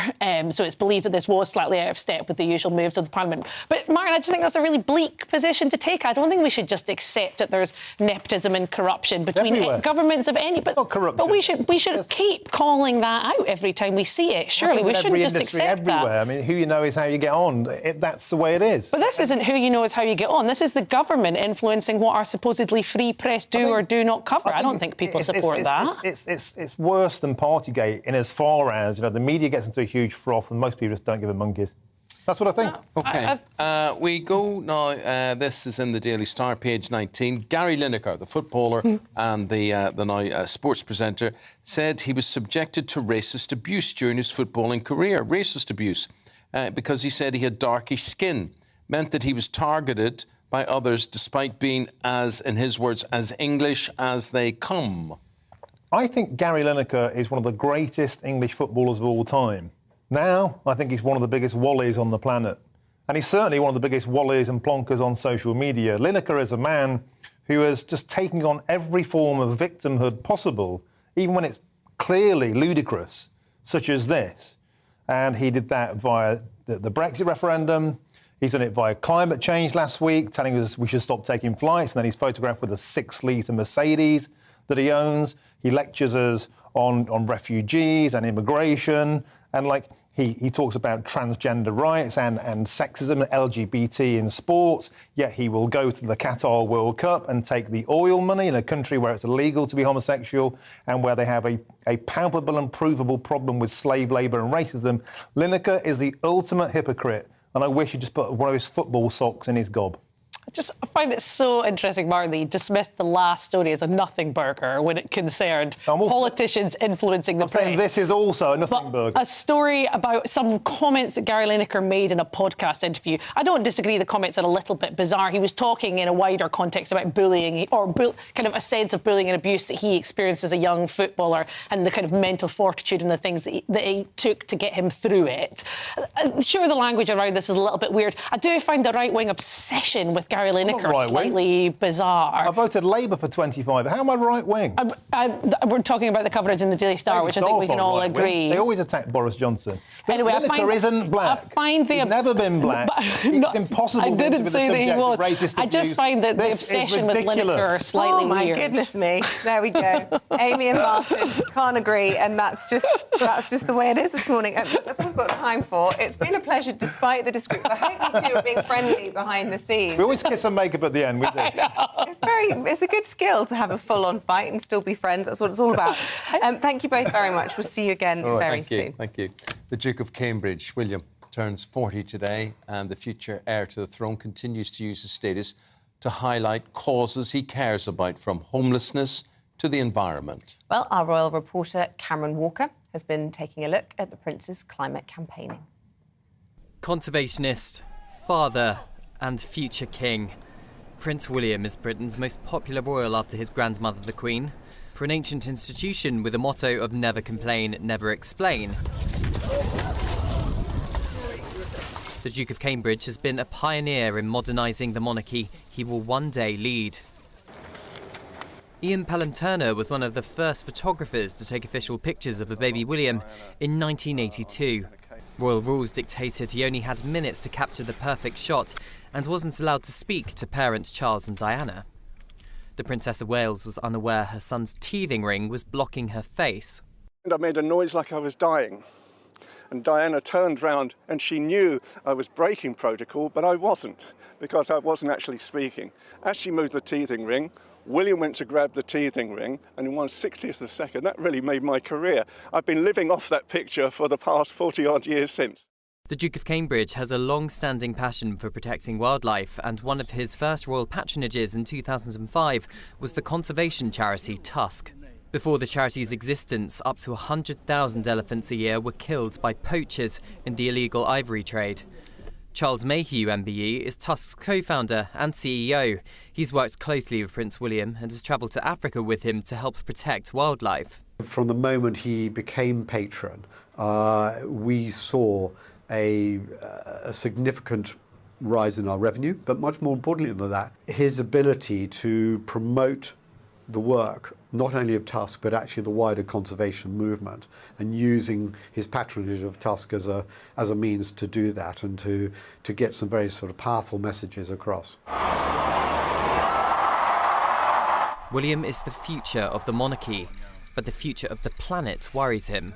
His new Global Prize for the Environment was launched, the most ambitious and prestigious of its kind, designed to find 50 solutions to repair our planet over the next 10 years. It's a hugely ambitious target, but I do think the positivity and that finding ways through this is better than saying, you know, it's all doom and gloom, we're all going to, you know, perish. I think we've got to harness our ingenuity and our ability to invent.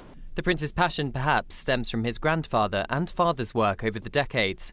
Having a family of his own gives him the opportunity to inspire the next generation to look after the planet.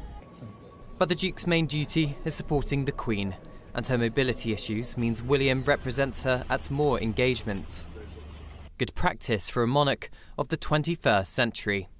Cameron Walker, GB News.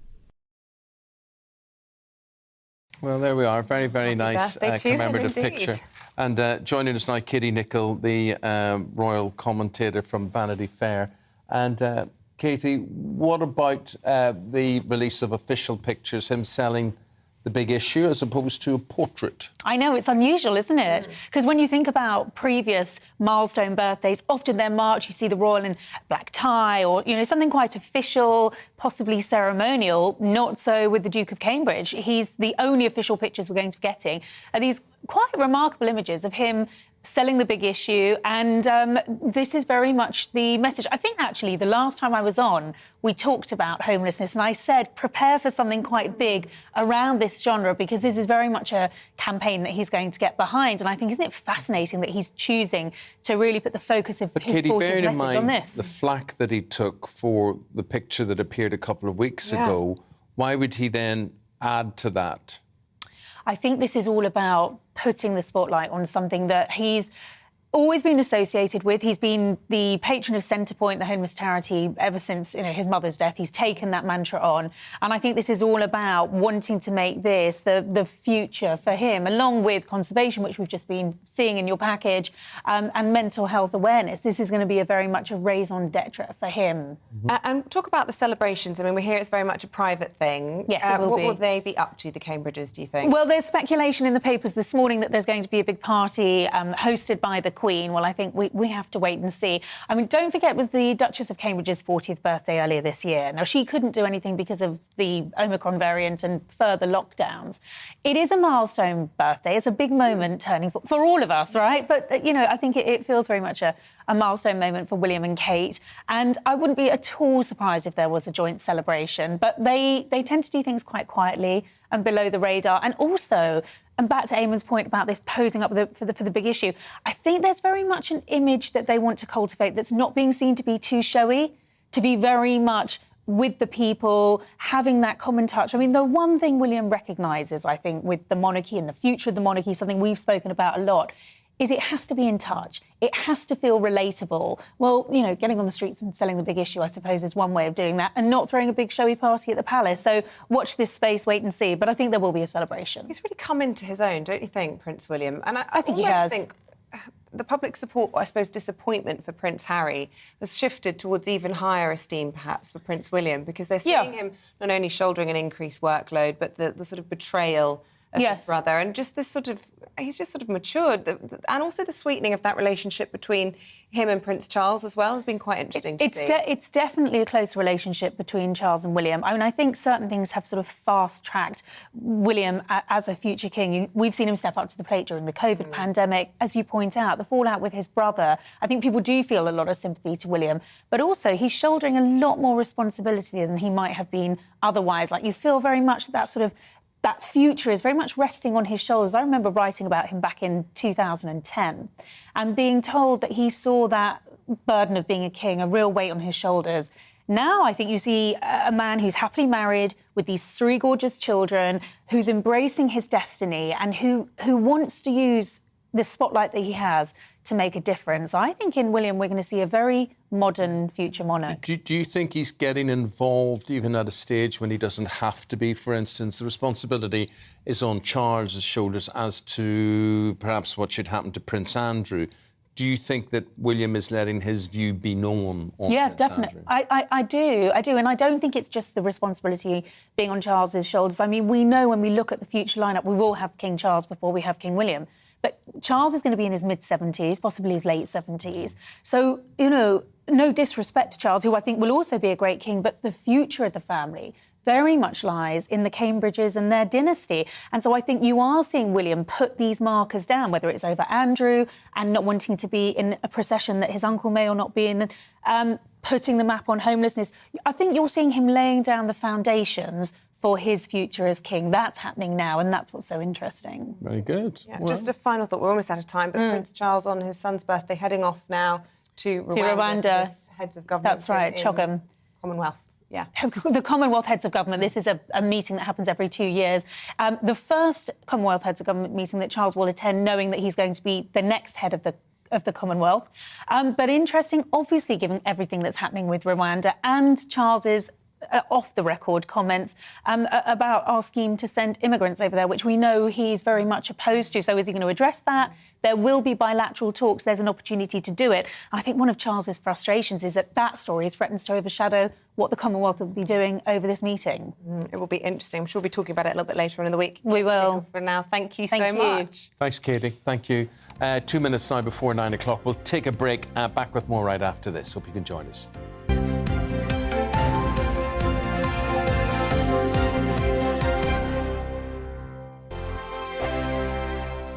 We are GB News. We're right across this great nation. On TV, on radio, on digital. Absolutely everywhere. We don't talk down to you. We embrace all voices.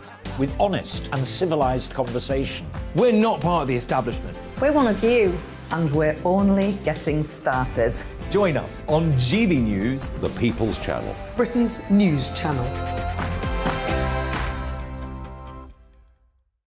Every morning from 6 o'clock, we'll wake you up with GB News Breakfast with all the stories you didn't know from the night before. So whether it's serious news, entertainment, or your own views from all over our great nation, we're here to kick off your day with a smile. The national media should be reflecting and reporting what's happening here. You will notice the northwestern accents. Whether you're with us on TV, radio, or online, every morning, it's breakfast from 6 a.m. Hope you can join us.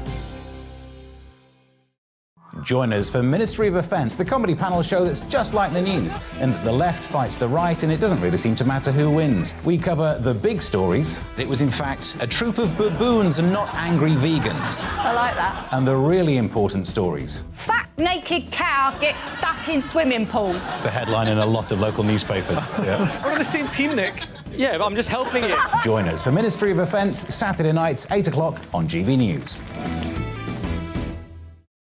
I'm Dan Wootton. Join me Monday to Thursday from 9 to 11 for the feistiest and most fun news debate on TV, where free speech reigns. I'll bring you a sharp take on the day's biggest stories, bombshell newsmaker interviews, and A-list guests. And I guarantee you, no spin, no bias, no censorship, and no reason to go to bed. That's Dan Wootton tonight, Monday to Thursdays from 9 on GB News.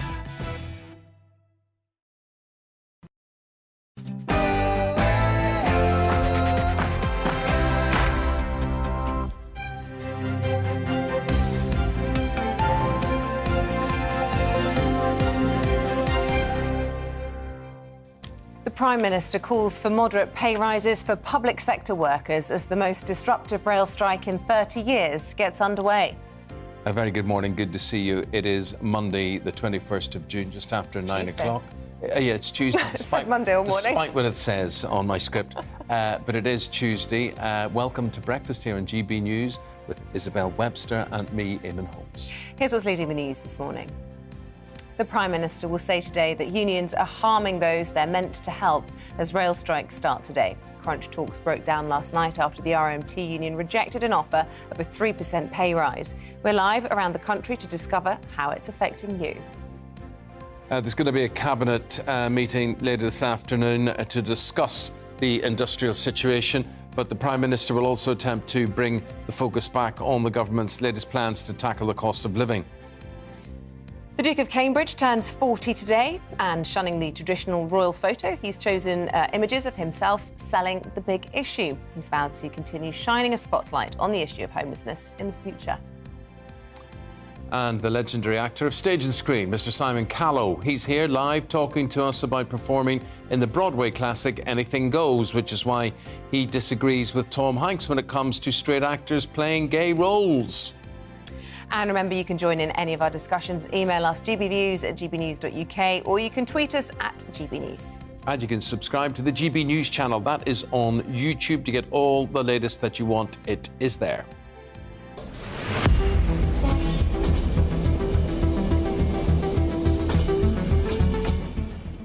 So the Prime Minister will hold crisis talks today. It's going to be a cabinet meeting this afternoon in response to the worst rail strikes in 30 years. Last-ditch talks failed yesterday afternoon after the RMT rejected an offer from rail bosses of a 3% pay rise.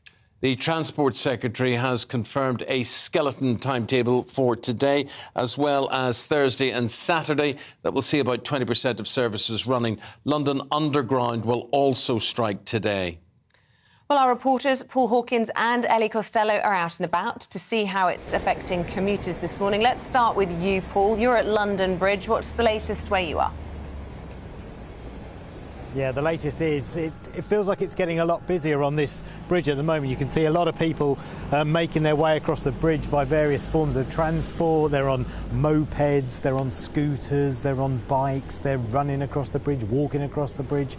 A lot of people trying to find alternative ways of getting into it. If you just look in the distance, actually, you can see a lot of people waiting at that bus stop. Now, it is busy, but I have to say, and this is just anecdotal, it doesn't feel as busy as it has done when the tube has gone on strike on previous occasions. Before, when there were strikes on public transport network in London, it felt like loads of people were trying to cram onto buses.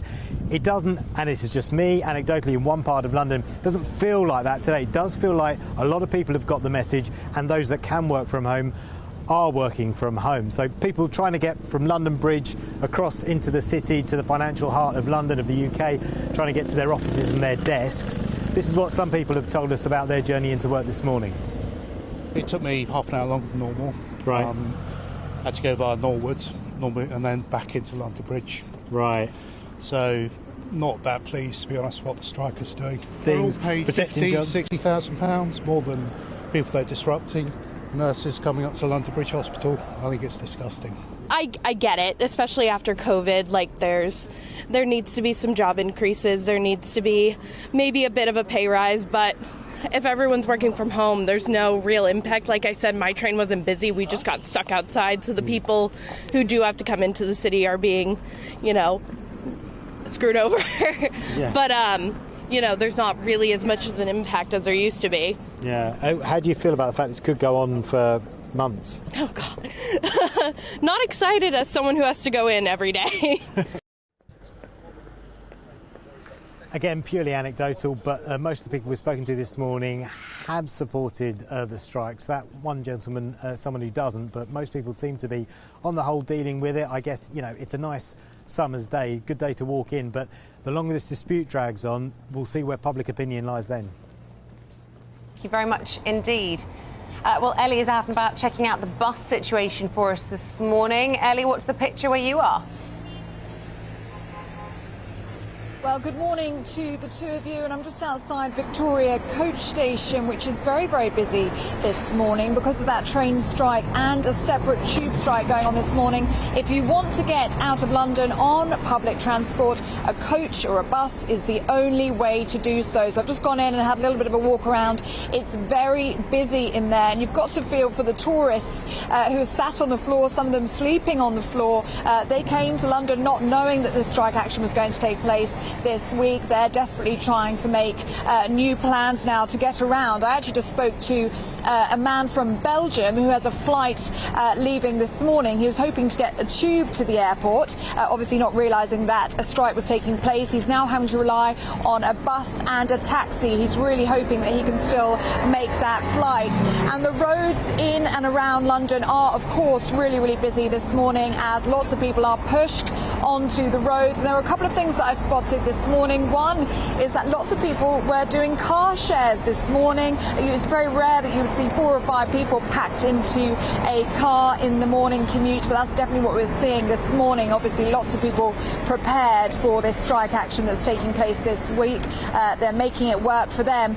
And the second thing is that there's a bus stop just around this corner, just a London bus stop, and there is a long queue forming there, which I'm sure we're going to see grow throughout the day. But people are being very British about this. I just spoke to a sixth form student who walked past us here. She had her trainers on, and she said she just walked to school this morning. She's got the weather for it, and she's going to be completely unaffected by this. She's not going to let it stress her out. So I think people are being very British. There's also a bike rank here full of Boris bikes, and that's been very busy this morning. People opting to take their bikes out on such a lovely sunny day. Now, of course, some people support the unionists. They say that, of course, they deserve better pay in a cost of living crisis. Other people saying surely there's a better way than grinding the country to a halt. But I think one thing is significant, and I echo what Paul was saying just there in another part of London, is that this may have had a greater impact pre-pandemic. I think many companies are now used to having their workers working from home. Many people are able to do so this week, and the strike may not be having the impact that it would have had just a few years ago. Thank you. I don't know if it's possible, Ellie, if your camera operator is able to do this, if you're able to step to the side for a moment and he can just give us a little pan round so we can see some of that congestion behind you, just so that people at home can get a little picture of how bad it is out there this morning. Oh, I think the lights have just changed there, but it just gives a bit of a flavour, doesn't it, Ellie? Yeah, the buses are absolutely packed. I'm not sure if you can see them driving past, but they are full, and there are so many people trying to get on those coaches and buses inside. There's a long queue forming in the ticket office inside, and you can also see the taxis. I think you can see just in front there, they're at those red lights. They're doing very well for themselves this morning, and I think lots of them will be opting to go to hotels to pick up those tourists that I was mentioning, and they might be having a good day, the taxi drivers today. Very much indeed, and that's what we've been hearing. And to you, Paul, as well, thank you.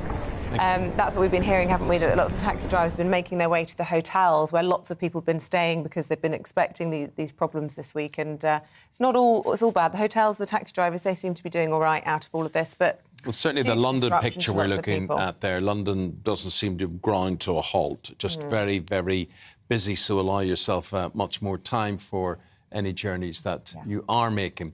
10 minutes past 9. Good morning to you. Eamonn and Isabel here on Breakfast on GB News. Coming up, we've got a showbiz special. We'll be talking to the actor Simon Callow. He's been talking about his show, Anything Goes, that he's about to be in. And we'll also be talking to Stephanie Tetchy, the showbiz reporter, about all things showbiz. That's after this quick break. Hello, a very good morning to you. A fine start out there once again. Cloudier weather has arrived into the north with a few showers expected today, but actually for the vast majority it's set fair over the next few days with a ridge of high pressure across much of the UK, extending all the way from a large high in the mid-Atlantic. Any fronts that do arrive into the northwest will be weak affairs, and that's what we've seen essentially overnight. A weather front has brought cloudier conditions to Scotland and Northern Ireland. The far north of England sees that cloud arrive during the morning, but the rain has more or less fizzled out, so just a few spots of rain, mainly towards western hills and coasts, and some showers developing for eastern Scotland, perhaps the Pennines as well. But for the vast majority, by the afternoon, it's dry, it's bright, and it's increasingly warm and sunny, with temperatures reaching 25 Celsius in the south and the east of England, mid to high teens for the north of Scotland under the cloud, but central and eastern Scotland could see temperatures into the 20s still. Into the evening, it looks like the clear skies will continue across England and Wales, and the cloud will increasingly break up across eastern Scotland as well, although some showery rain will move into the northwest. Here, 11 Celsius, but further south, those temperatures are rising, actually, day by day and night by night, so a relatively warm night compared to the last few. And then a bright, sunny start for many tomorrow morning. Plenty of sunshine once again across England, Wales, central and eastern Scotland also faring well. I think western Scotland, especially the far northwest and the Northern Isles, likely to see some thicker cloud and some rain at times. But away from here, well, it's looking increasingly warm. Mid to high 20s by this stage, 27 Celsius possible somewhere like Norwich or London, perhaps even 28 degrees. And on Thursday, the heat peaks with plenty more sunshine to come for the vast majority. Away from the northwest of Scotland, mid to high 20s or even 30 Celsius.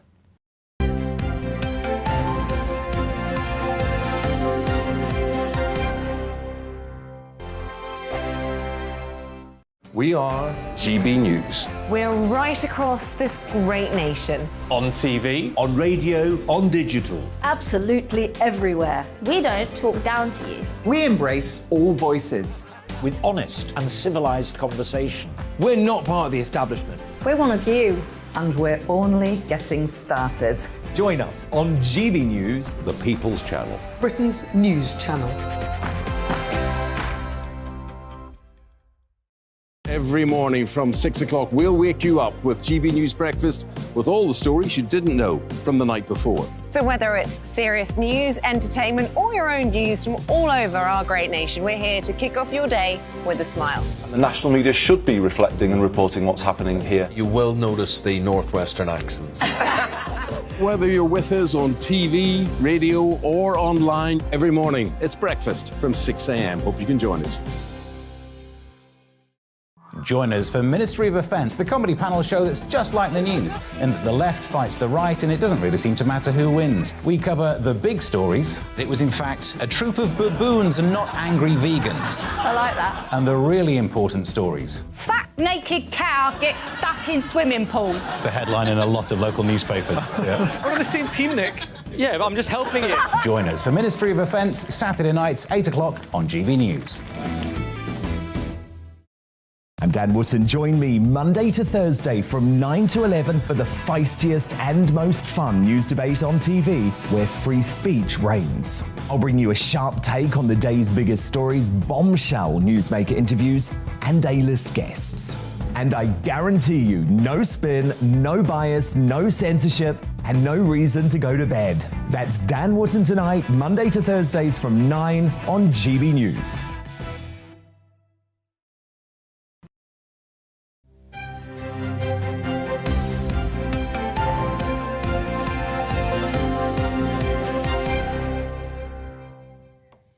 I'm just humming Anything Goes. Isabel, just wasn't dawning on you, was it? I wasn't switched on to what you... I thought you were singing the Sting song.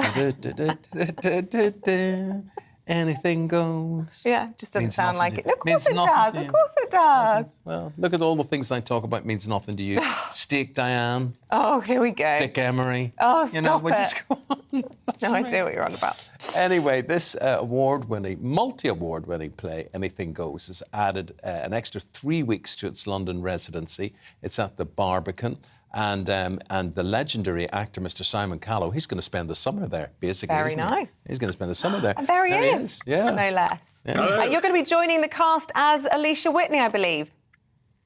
That's right. I mean, we've been on the road with the show for the last 8 weeks or so, and now indeed we come to back to London, where it was last year. You know, it was a huge hit at the Barbican, and I hope what we're going to do is to peddle what we peddled then, which was unbridled joy and pleasure, which seems to be a useful contribution to make at this moment in history.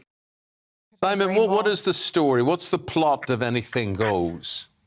Well, it's a romantic story which involves also low-grade crime, and that's about it, really. It's just a farce about a number of people who find themselves on board ship, fall in love with each other. There are complications, but the glory of it is what you see now, which is just dancing, singing, Cole Porter's fabulous melodies and witty words.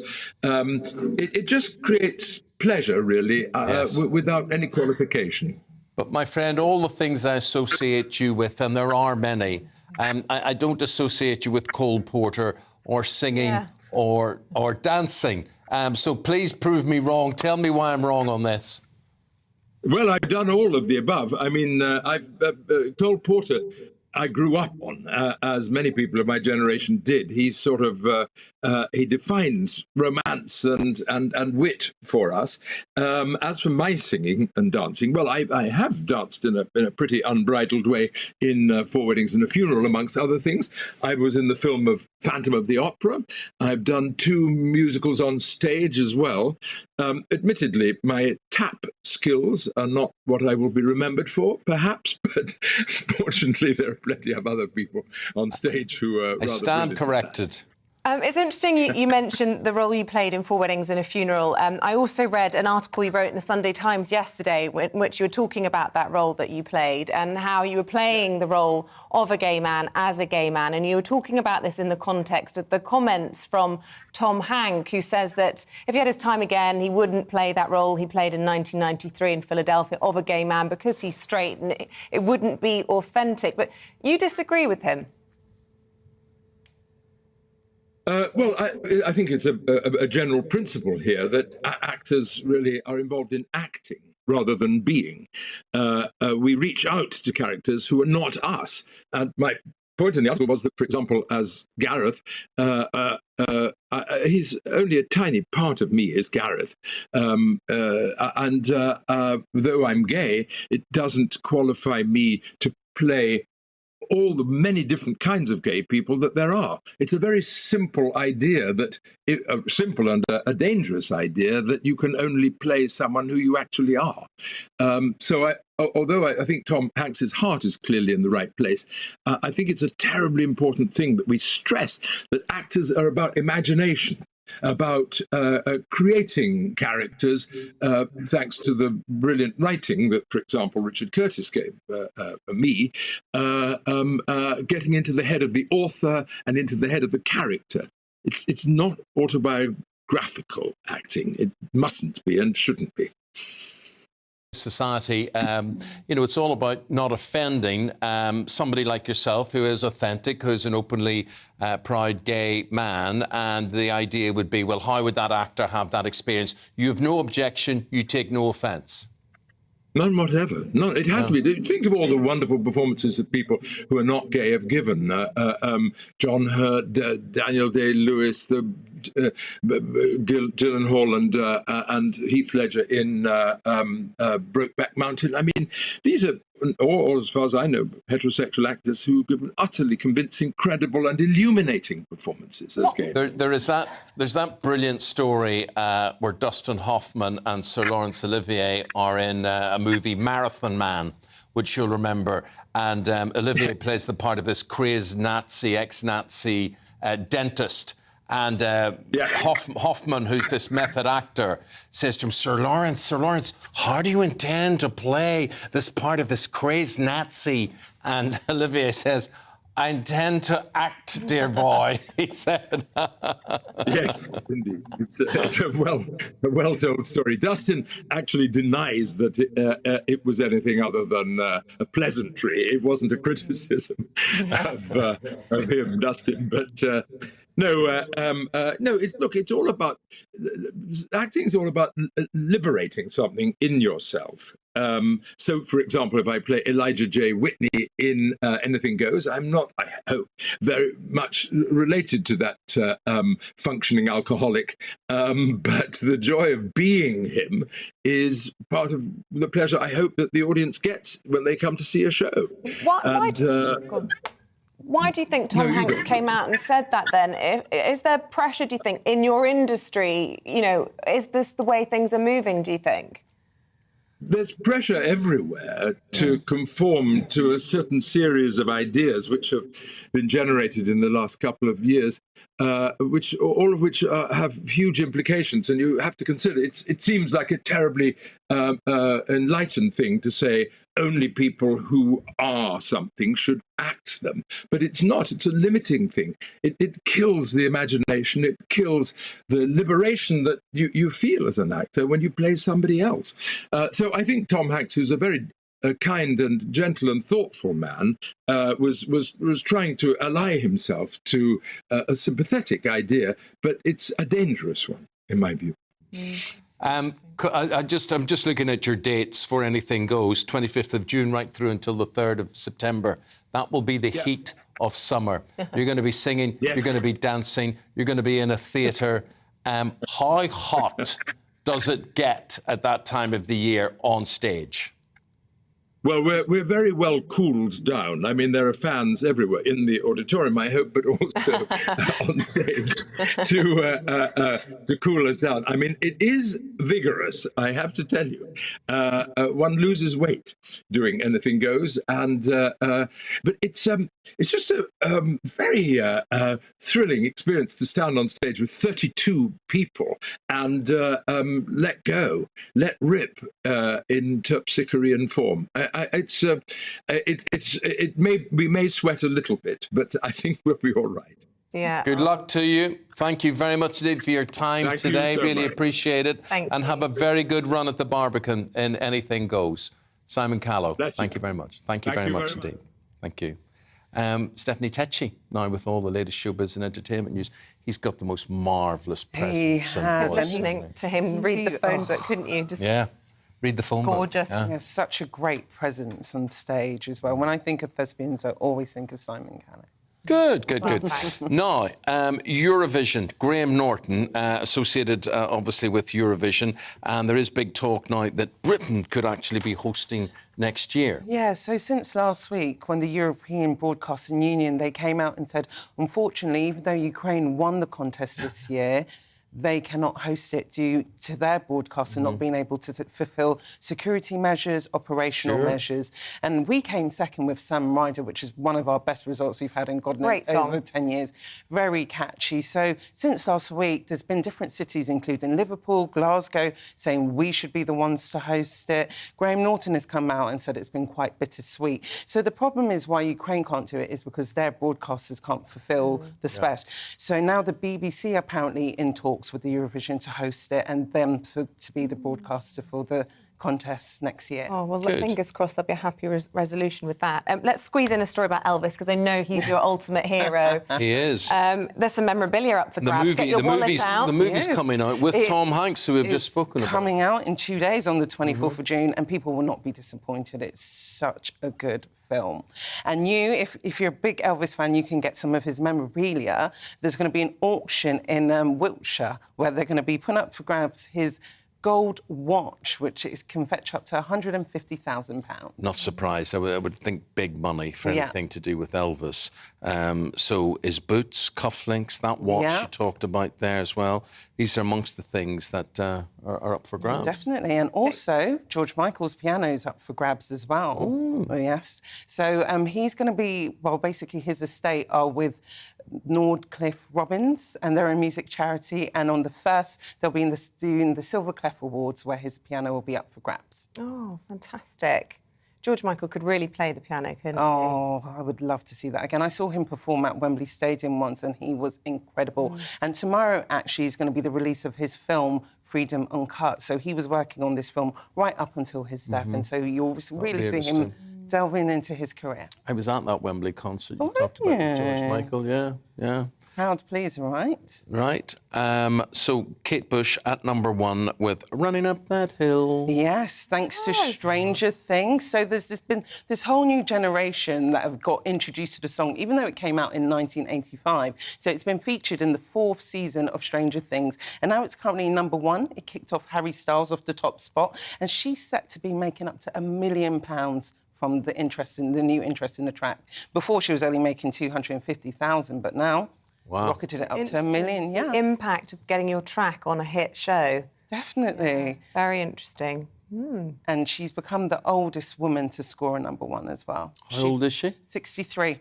Gosh. So she took it from Cher, who had, you remember that song Belief? So she became the oldest singer, but now Kate Bush has the title. And well done, very well deserved. Thank you, Stephanie. Really appreciate that. Thank you very much indeed. That's it for another day. Thank you on this Tuesday for joining Isabel and myself. Hopefully all being well and that we can get home and get back in again. We'll be here tomorrow morning from 6. You guys have a lovely day. Tom Harwood will be up next with the briefing. Bye. Hello, a very good morning to you. A fine start out there once again. Cloudier weather has arrived into the north with a few showers expected today, but actually for the vast majority it's set fair over the next few days with a ridge of high pressure across much of the UK, extending all the way from a large high in the mid-Atlantic. Any fronts that do arrive into the northwest will be weak affairs, and that's what we've seen essentially overnight. A weather front has brought cloudier conditions to Scotland and Northern Ireland. The far north of England sees that cloud arrive during the morning, but the rain has more or less fizzled out, so just a few spots of rain, mainly towards western hills and coasts, and some showers developing for eastern Scotland, perhaps the Pennines as well.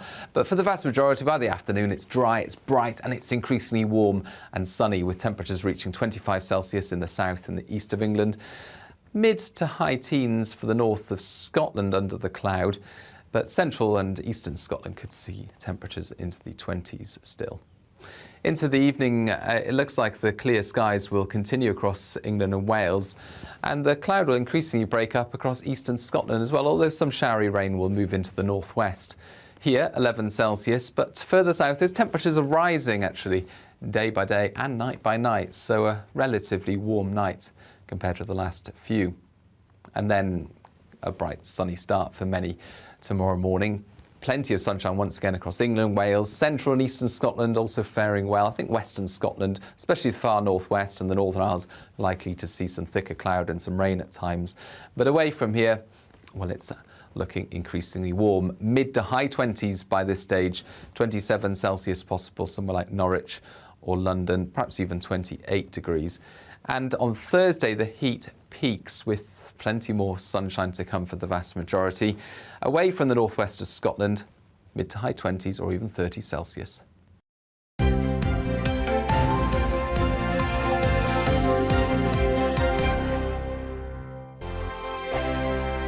We are GB News. We're right across this great nation. On TV, on radio, on digital. Absolutely everywhere. We don't talk down to you. We embrace all voices. With honest and civilised conversation. We're not part of the establishment. We're one of you. And we're only getting started. Join us on GB News, The People's Channel. Britain's news channel.